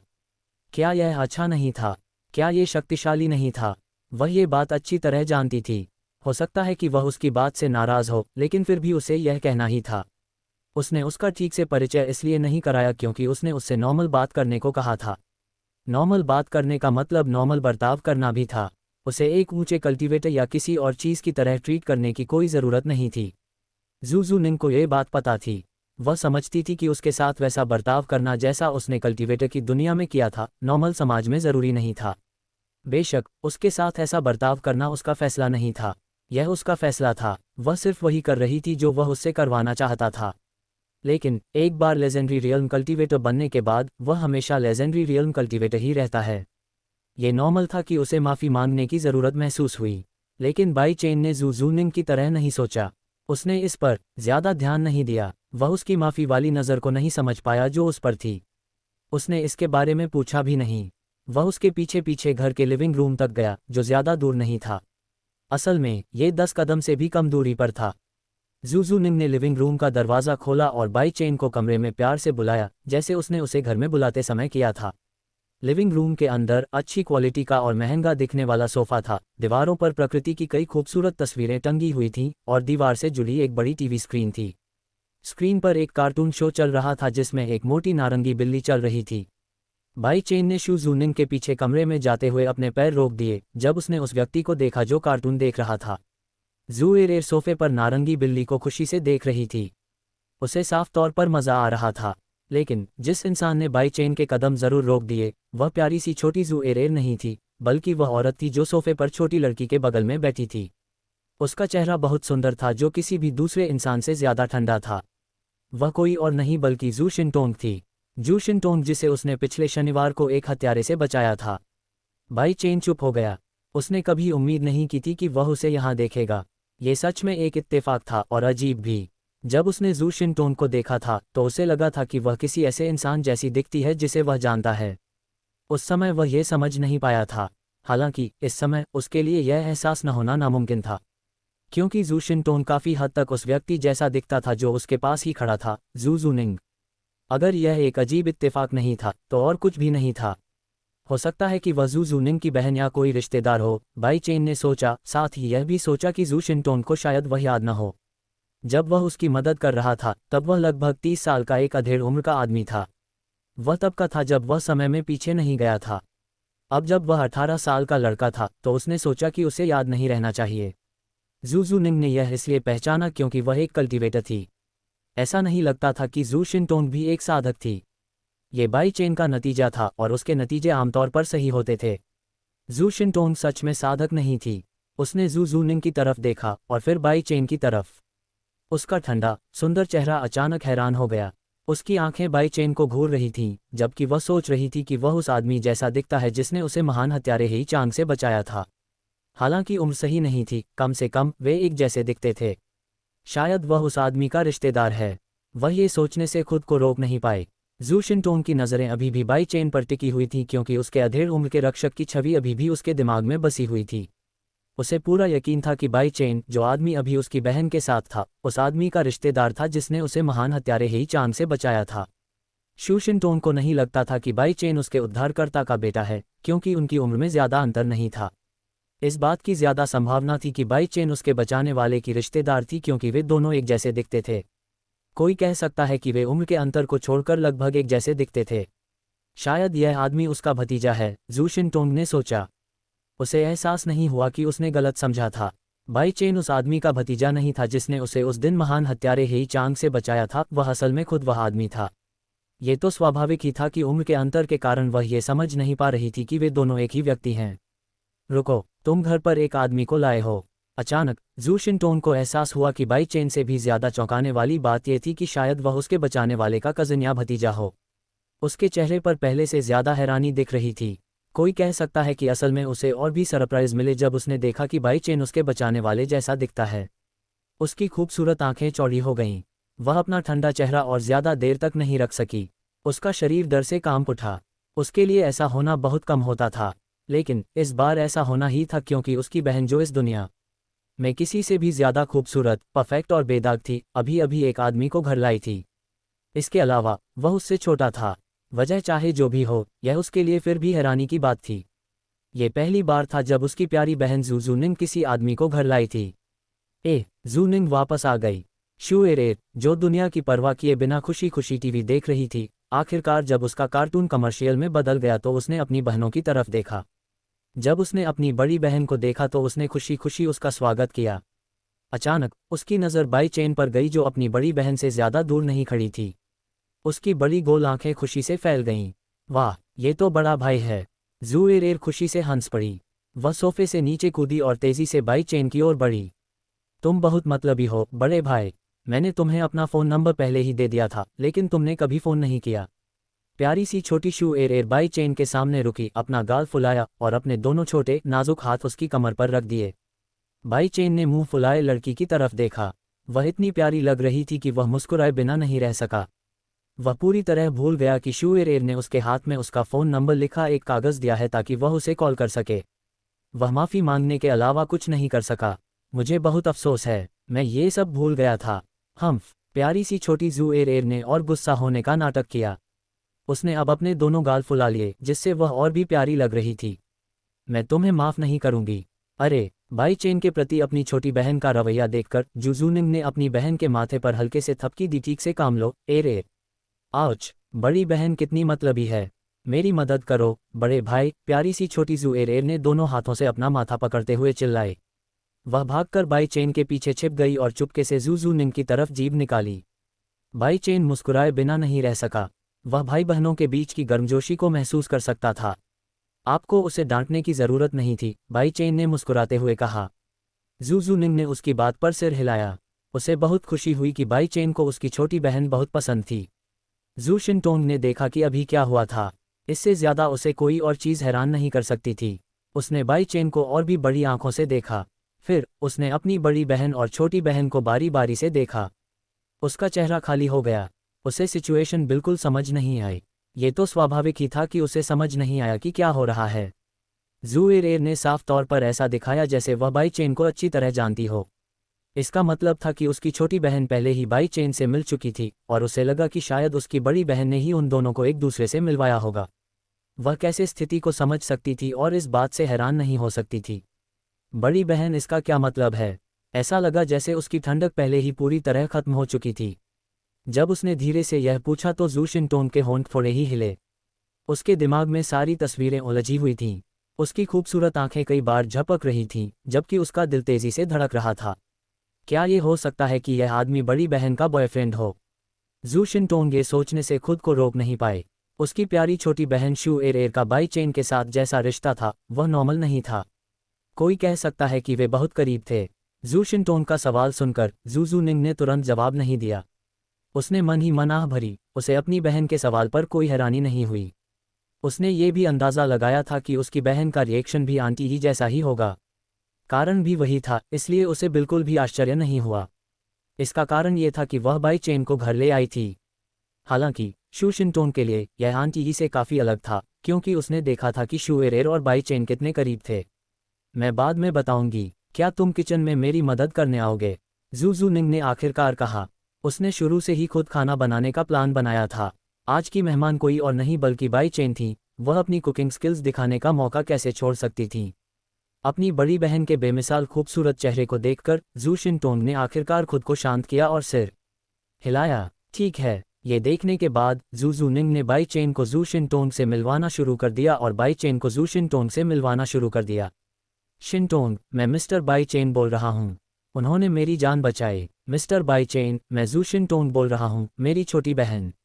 उसकी आवाज़ सुरीली और विनम्र लग रही थी। परिचय के बाद वह जू शिनटोंग को किचन में ले गई और बाई चेन को प्यारी सी जू एरेर के साथ छोड़ दिया। जू जूनिंग और जू शिनटोंग किचन में गए। यहाँ का किचन बड़ा नहीं था, लेकिन इसका फंक्शनल एरिया काफ़ी बड़ा था।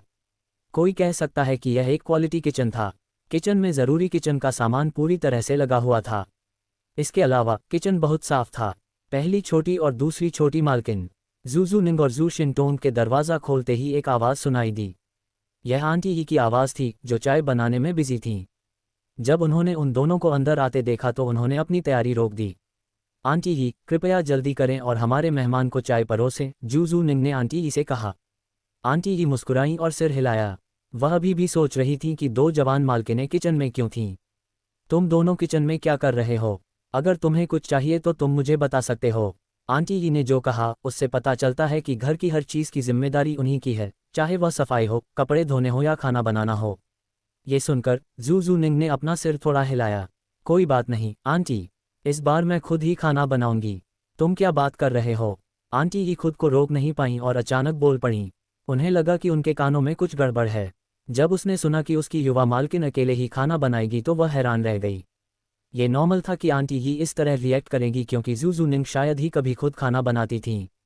वह आमतौर पर महीने में ज़्यादा से ज़्यादा 4 से 5 दिन ही खाना बनाती थीं। खाने के स्वाद की बात करें तो वह एक अलग ही लेवल का था। आंटी ही को भी जू जूनिंग का खाना बहुत पसंद था। सिर्फ आंटी ही नहीं, बल्कि हर कोई जिसने जू जूनिंग का खाना चखा था, ये साबित हो गया कि जू जूनिंग का खाना ज़रूर बहुत स्वादिष्ट था। बड़ी बहन आज अकेले खाना बनाएगी। आप हमारे मेहमान के लिए चाय ले जा सकते हैं। वह भी एरेर के साथ लिविंग रूम में हैं। जू शिनटोंग ने जब आंटी ही का रिएक्शन देखा तो वह बोली। उनकी आवाज़ शांत और ठंडी थी, फिर भी विनम्र और सम्मानजनक थी। मैं बस यही करूंगी, दूसरी छोटी मालकिन आंटी ही ने अपने आश्चर्य को कम करने की कोशिश करते हुए कहा। लेकिन अंदर ही अंदर वह अब भी सोच रही थी कि उसकी जवान मालकिन को अचानक अकेले खाना बनाने की इच्छा क्यों हुई। क्या ये बाई चेन की वजह से था? उसने पूछने की हिम्मत नहीं की, क्योंकि यह बहुत पसंद लग रहा था। उसने इन विचारों से छुटकारा पाने के लिए अपना सिर हिलाया और जल्दी जल्दी चाय बनाना जारी रखा। 1 मिनट से भी कम समय में चाय खत्म हो गई। उसने एक सुंदर पैटर्न वाली चीनी मिट्टी की चायदानी को एक ट्रे पर रखा, जिस पर संतरे का जूस, कुकीज़ और चायदानी जैसे ही पैटर्न वाले चाय के कप रखे थे। ये निश्चित रूप से वही ट्रे थी जिसे वह पकड़े हुए थी जब जू जूनिंग और बाई चेन इस घर में आए थे। असल में वह दूसरी छोटी मालकिन जू शिनटोंग को जूस और कुकीज़ देने का प्लान बना रही थी। वह जू जूनिंग से थोड़ा पहले घर पहुंच गई, लेकिन उसे जू जूनिंग के ऑर्डर के हिसाब से बाई चेन के लिए चाय बनानी थी। इसलिए वह अब ये सब परोसने जा रही थी, भले ही जू शिनटोंग रसोई में उसके साथ थी। आंटी ही ने ट्रे में रखी सभी चीज़ें अपने हाथों में लीं और किचन से बाहर चली गईं और जू जूनिंग और जू शिनटोंग को अकेला छोड़ दिया। जू शिनटोंग ने अपनी परफेक्ट बड़ी बहन को तारीफ भरी नज़रों से देखा। आप मुझे कुछ भी समझाने वाले नहीं हैं। ये साफ था कि जू शिनटोंग आंटी ही को बाई चेन को चाय देने के लिए जल्दी भेज रही थी, ताकि वह जू जूनिंग से पूछ सके कि उन्हें किस बारे में जानने की इच्छा है। लिविंग रूम में अभी जो हुआ था उससे वह बहुत उत्सुक हो गई थी। उसके दिल में अपनी बड़ी बहन की इमेज, जो उससे 2 साल बड़ी थी, पहले से पूरी तरह बदल गई थी। ऐसा लग रहा था कि जिस परफेक्शन, बिना किसी कमी और बेमिसाल खूबसूरती की वह जिंदगी भर तारीफ करती रही थी, वह किसी तरह बदल गई थी। कोई पूछ सकता है कि यह कैसे बदल गया। ऐसा इसलिए हुआ क्योंकि जू जूनिंग अभी अभी एक आदमी को घर लाई थी, और इससे भी बुरी बात यह थी कि वह आदमी उसकी छोटी बहन जू एरेर के काफ़ी करीब लग रहा था। अगर शू जूनिंग ने उन्हें नहीं मिलवाया होता तो शू एरेर के लिए किसी अजनबी को इस तरह जानना नामुमकिन था। इन सभी कारणों से शू शिनटोंग के मन में अपनी बड़ी बहन की छवि क्यों नहीं बदलेगी। जू जूनिंग ने सिर हिलाया। उसकी आंखों में थोड़ी उलझन दिखी। मुझे समझाने दो शिनटोंग, वह मेरा भला करने वाला है। उसने सिर्फ एक बार बल्कि कई बार मेरा भला करने वाला काम किया है, इसीलिए मैं आज उसे खाना खिला रही हूँ। वह एक पल के लिए रुकी और बोली, एरेर उसके इतने करीब क्यों है? तो इसलिए क्योंकि वह उससे पहले मिल चुकी है, मुझसे भी पहले। बेशक जू जूनिंग ने पूरा सच नहीं बताया। वह जू शिनटोंग से यह नहीं कह सकती थी कि उसे कैसे लगता था कि बाई चेन एक लेजेंडरी रियल्म कल्टीवेटर था। जू शिनटोंग को तो ये भी नहीं पता था कि वह खुद एक साधक है। वह बाई चेन के बारे में कुछ कैसे कह सकती थी, इसीलिए उसने पूरा सच नहीं बताया। जू शिनटोंग आखिर तक चुपचाप सुनती रही।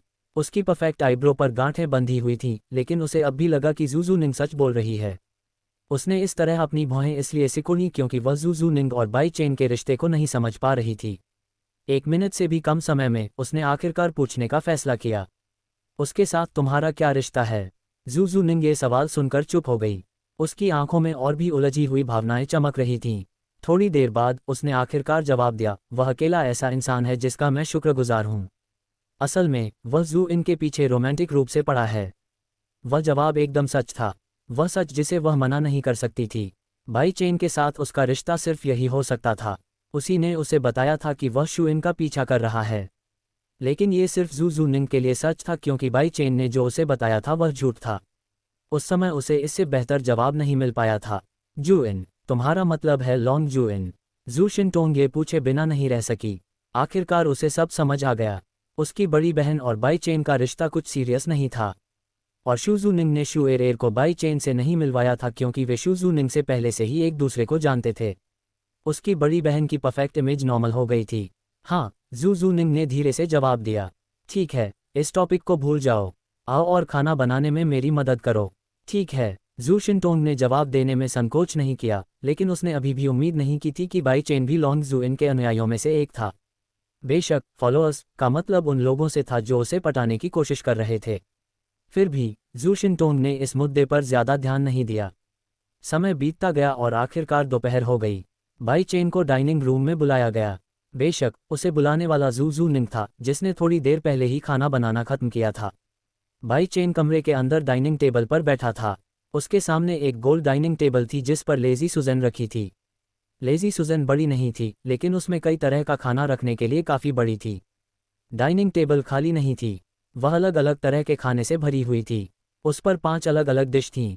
सॉस के साथ पेकिंग डक, रेड सॉस के साथ roasted chicken wings, mapo tofu, stir fried bok choy और उबले हुए 5 स्पाइस अंडे थे। ये देखा जा सकता था कि जू जूनिंग जो खाना बनाती थी उसमें आमतौर पर सूप नहीं होता था। शायद वह इस तरह के खाने में ज़्यादा एक्सपर्ट थी।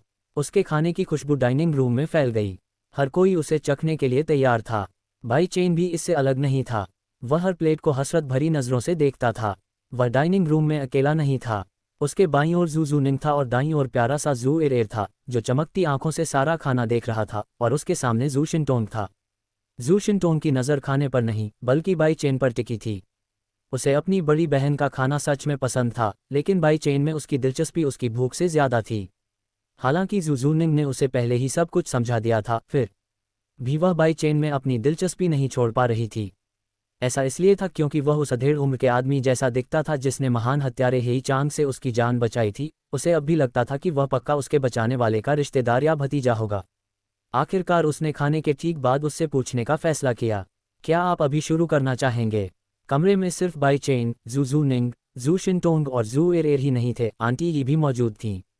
वह डाइनिंग टेबल और एक ट्रॉली के पास खड़ी थीं, जिस पर चावल का कटोरा रखा था।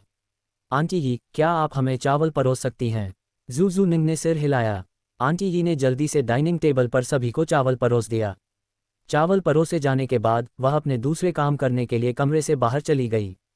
जू जूनिंग ने असल में आंटी ही को सबके साथ खाने के लिए बुलाया था, लेकिन आंटी ही ने यह ऑफर मना कर दिया क्योंकि वह पहले ही खा चुकी थीं।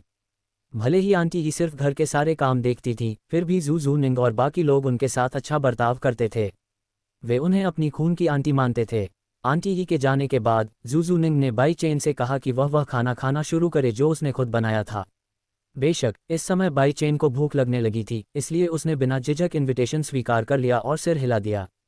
उसने अपनी चॉपस्टिक से पेकिंग डक को पकड़ा और अपने मुंह में डाल लिया। वह अपने मुंह में खाना चबाने और चखने लगा। फिर उसकी आंखें खुशी से चमक उठीं। बहुत स्वादिष्ट। पेकिंग डक निगलने के बाद वह ये बात कहे बिना नहीं रह सका।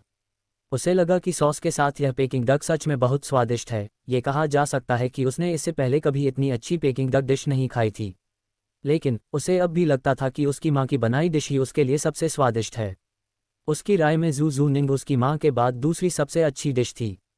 बाई चेन की बात सुनकर जू जूनिंग के दिल में अचानक खुशी महसूस हुई। यह उसके लिए बहुत नया था क्योंकि यह पहली बार था जब किसी ऐसे आदमी ने, जो उसके परिवार का सदस्य नहीं था, उसके खाना पकाने की तारीफ की थी। ये कहा जा सकता है कि बाई चेन पहले आदमी थे जिन्हें उनके पिता और दादा के अलावा उनके घर का बना खाना चखने का मौका मिला। मुझे इस बात पर खुश क्यों होना चाहिए कि उसने मेरे खाने की तारीफ की? अपने दिल में खुशी महसूस करने के बाद जू जूनिंग अपनी मुश्किल भावनाओं के बारे में जानने को उत्सुक हो गई। क्या मुझे एल्डर चेन बाई से प्यार हो गया है?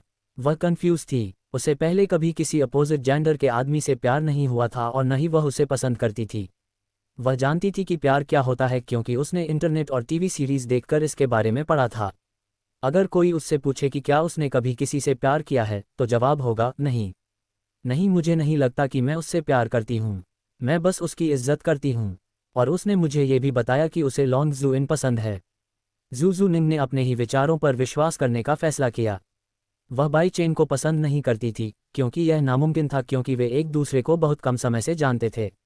उसे ये सब उलझी हुई बातें जेंग फैंग की बातों की वजह से महसूस हो रही थीं। भले ही बाई चेन ऐसा दिखा रहा था जैसे उसे उसमें दिलचस्पी है, लेकिन इसका कोई सबूत नहीं था। ये सोचने के बाद जो उलझी हुई फीलिंग्स उसे महसूस हो रही थीं, वे अचानक गायब हो गईं। उनकी जगह एक ऐसी फीलिंग ने ले ली जो धीरे धीरे और चुपचाप उसके दिल में बन रही थी।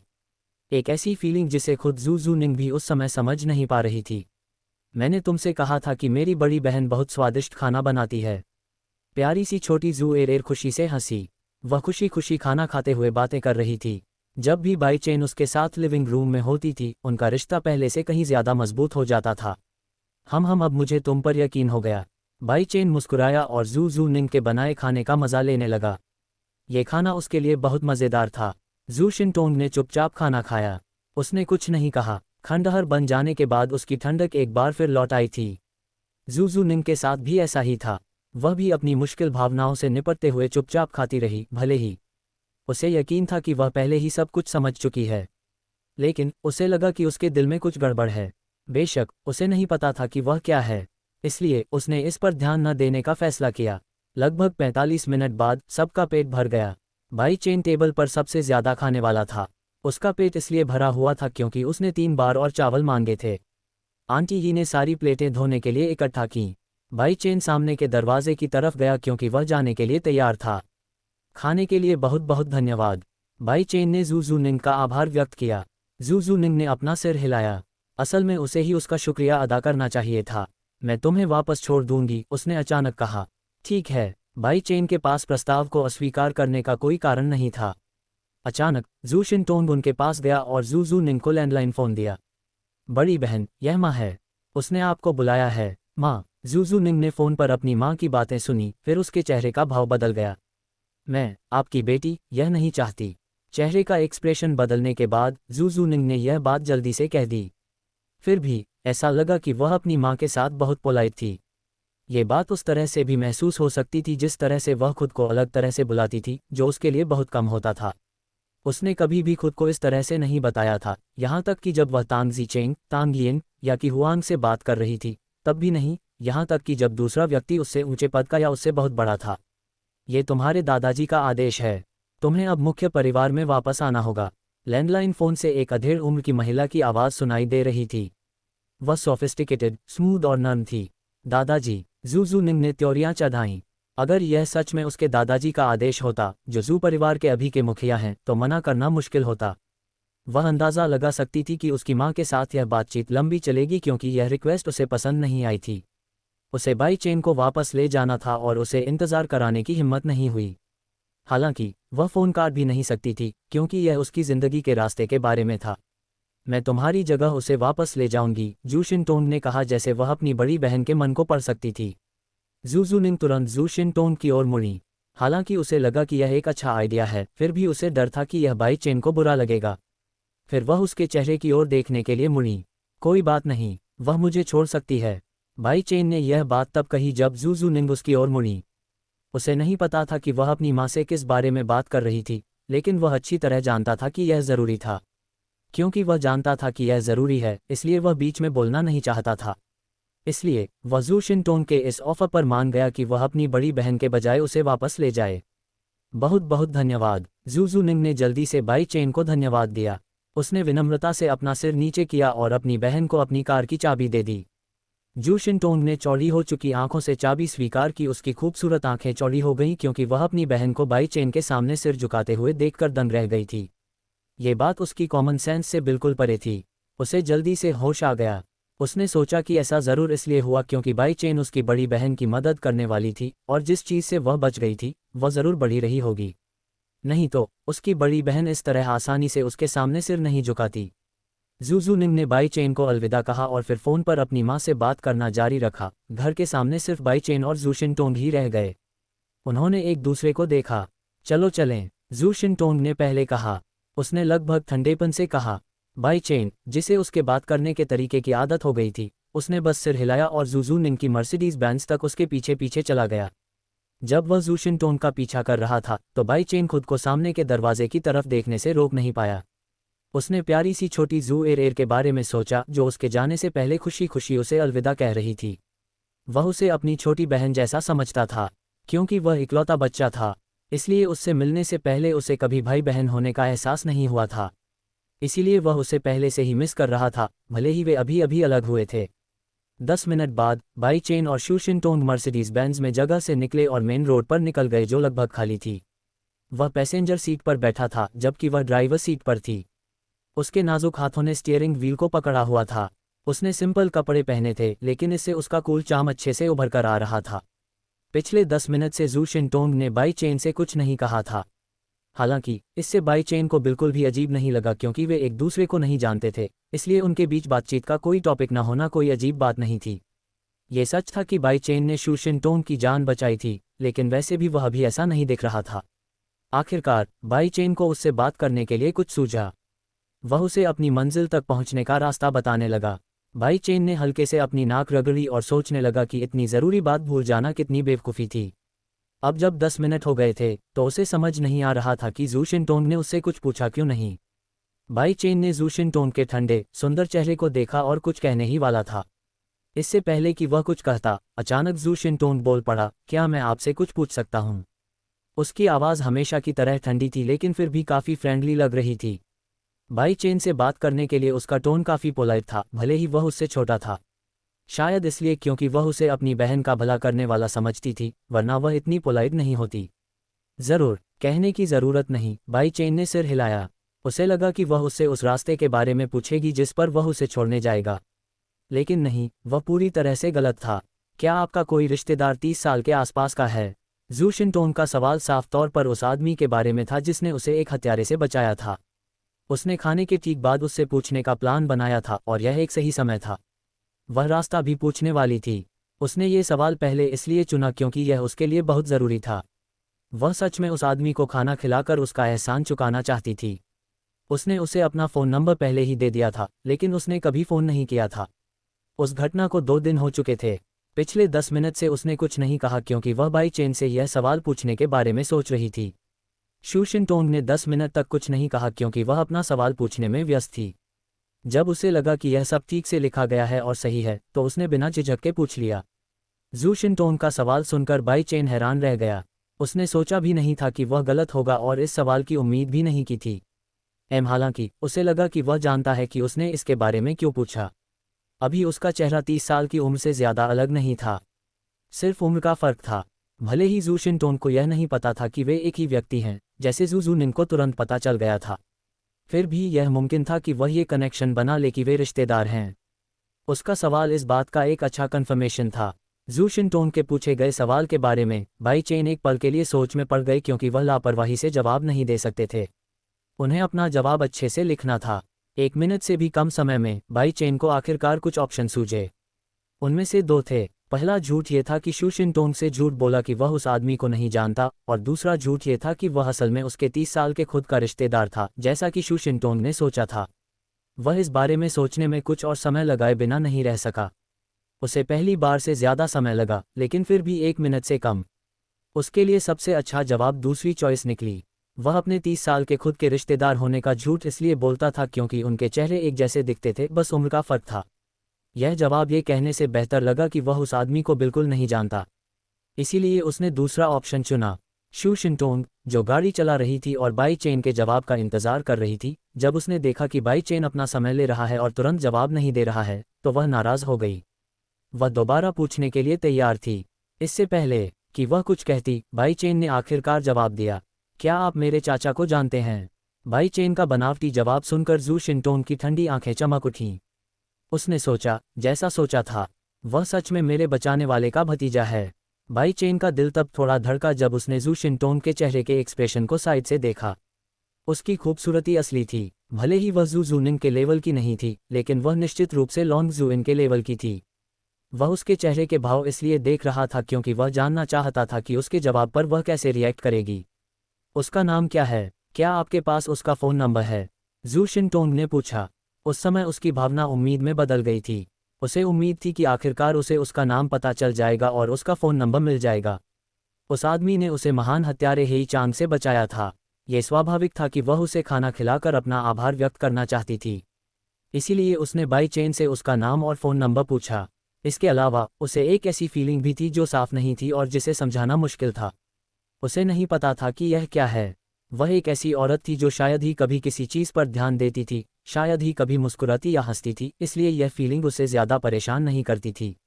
बाई चेन ने जू शिनटोंग की खूबसूरत प्रोफाइल से नज़रें हटा लीं।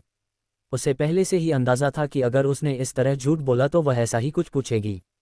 हालांकि उसकी आवाज़ ठंडी और साफ थी, फिर भी उसने इस पर ध्यान नहीं दिया और फिर भी उसे जवाब देने को तैयार था। उसका नाम है बाई चेन। उसे जवाब देने के लिए तैयार था। वह अचानक रुक गए क्योंकि उन्होंने देखा कि एक काली माज़दा सेडान बहुत तेज़ रफ्तार से सीधे उनकी ओर आ रही है। वह सही लेन में भी नहीं थी। काली माज़दा सेडान ट्रैफिक के फ्लो के खिलाफ चल रही थी। अगर ऐसा ही चलता रहा तो वह और जू शिनटोंग कार एक्सीडेंट में शामिल हो जाएंगे और यह जानलेवा हो सकता है। अगर दोनों कारें टकरा गईं तो ये कहना मुश्किल होगा कि कोई बचेगा या नहीं। कार एक्सीडेंट हमेशा से ही अनप्रेडिक्टेबल और डरावने रहे हैं। इनकी वजह से दुनिया भर में अनगिनत जानें जा चुकी हैं। सावधान, बाई चेन ने तुरंत चिल्लाकर कहा। भले ही बाई चेन ने कुछ नहीं कहा, लेकिन जू शिनटोंग को पहले ही पता चल गया था कि क्या होने वाला है। उसके चेहरे का शांत भाव बहुत गंभीर हो गया था। उसने स्टीयरिंग व्हील को कसकर पकड़ लिया और एक खास एक्सपर्ट टेक्निक से तेजी से घुमाया ताकि सीधे उनकी तरफ आ रही काली माज़दा से टक्कर न हो जाए। टायरों की चीखने की आवाज़ सुनाई दे रही थी, लेकिन जू शिनटोंग ने कुछ बेहतर नहीं किया क्योंकि वह काली माज़दा गलती से ट्रैफिक के बहाव के खिलाफ नहीं चली। वह तेजी से मुड़ी और तेजी से उनका पीछा किया। ये ठीक नहीं है, वह कार हमें टारगेट कर रही है। बाई चेन का दिल जोरों से धड़क रहा था जब वह बोल रहा था। अब उसे पता चल गया था कि यह जानबूझकर किया गया था। हो सकता है कि काली माज़दा जू शिनटोंग को मारना चाहती हो। ऐसा इसलिए सोचा क्योंकि उसे पहले भी महान हत्यारे हेई चांग ने इसी तरह निशाना बनाया था। जू शिनटोंग का चेहरा सफ़ेद पड़ गया, लेकिन उसकी नज़र अभी भी बहुत अच्छी थी। उसने रियर व्यू मिरर में देखा और काली माज़दा का ड्राइवर देखा। उसने काला सनग्लास पहना हुआ था, उसके बाल सुनहरे और स्किन गोरी थी और उसकी नाक तेज और उभरी हुई थी। ये साफ था कि वह एक विदेशी था। उस विदेशी के चेहरे पर एक शैतानी मुस्कान थी। लेकिन जू शिनटोंग ने सिर्फ यही खूबियां नहीं देखीं। उसने एक काले पिन पर एक निशान भी देखा जो विदेशी ने अपनी छाती के दाईं ओर पहना हुआ था। यह एक पिन थी जिस पर मौत की दरांती और खून जैसे लाल अंग्रेजी अक्षर HS और D लिखे थे। एक आम इंसान को इस पिन पर बने निशानों का मतलब पक्का नहीं पता होगा, लेकिन जू शिनटोंग अलग थीं। वह एक पुलिस लेफ्टिनेंट जनरल थीं और ऐसा हो ही नहीं सकता था कि उन्हें इस विदेशी के पास मौजूद पिन पर बने निशानों का मतलब न पता हो। उसे इसके बारे में ज़्यादा पता नहीं था, लेकिन उसे पक्का यकीन था। उसका चेहरा कागज़ की शीट की तरह सफ़ेद हो गया। वह international assassin association hello shadow का एक असैसिन है। हालांकि वह हौंफ रही थी, लेकिन डर के मारे उसका दिल ज़ोर ज़ोर से धड़क रहा था। कारें एक बार फिर लगभग टकरा गईं। उसमें अभी भी थोड़ी ठंडक थी। मुझे यकीन है कि यह चिनफेई ही है जिसने हेल शैडो से इस हत्यारे को हायर किया है। शू शिनटोंग को लगा कि उसे पता है कि hello shadow international assassin association के इस असैसिन को किसने हायर किया है। उसका अंदाज़ा एकदम सही था। चिनफेई ही सच में वो थी जिसने hello shadow international assassin association से हत्यारे को हायर किया था ताकि वो उसके पीछे पड़े। चिनफेई ने असल में ये तय करने में 2 दिन लगाए थे क्योंकि एक हत्यारे को काम पर रखने के लिए 1 लाख युआन तक की ज़रूरत थी। लेकिन जू शिनटोंग से इतनी नफरत के बाद उसने आखिरकार अपना फैसला किया और उसे मारने के लिए hello shadow international assassin association से वीडियो एक को असैसिन लाइक को और हायर शेयर किया। जरूर करें। इस अमेजिंग जर्नी का हिस्सा बने। नीचे कमेंट करके बताएं, चैनल को सब्सक्राइब करके फिर बेल आइकन दबाएं। मिलते हैं अगले वीडियो में। धन्यवाद।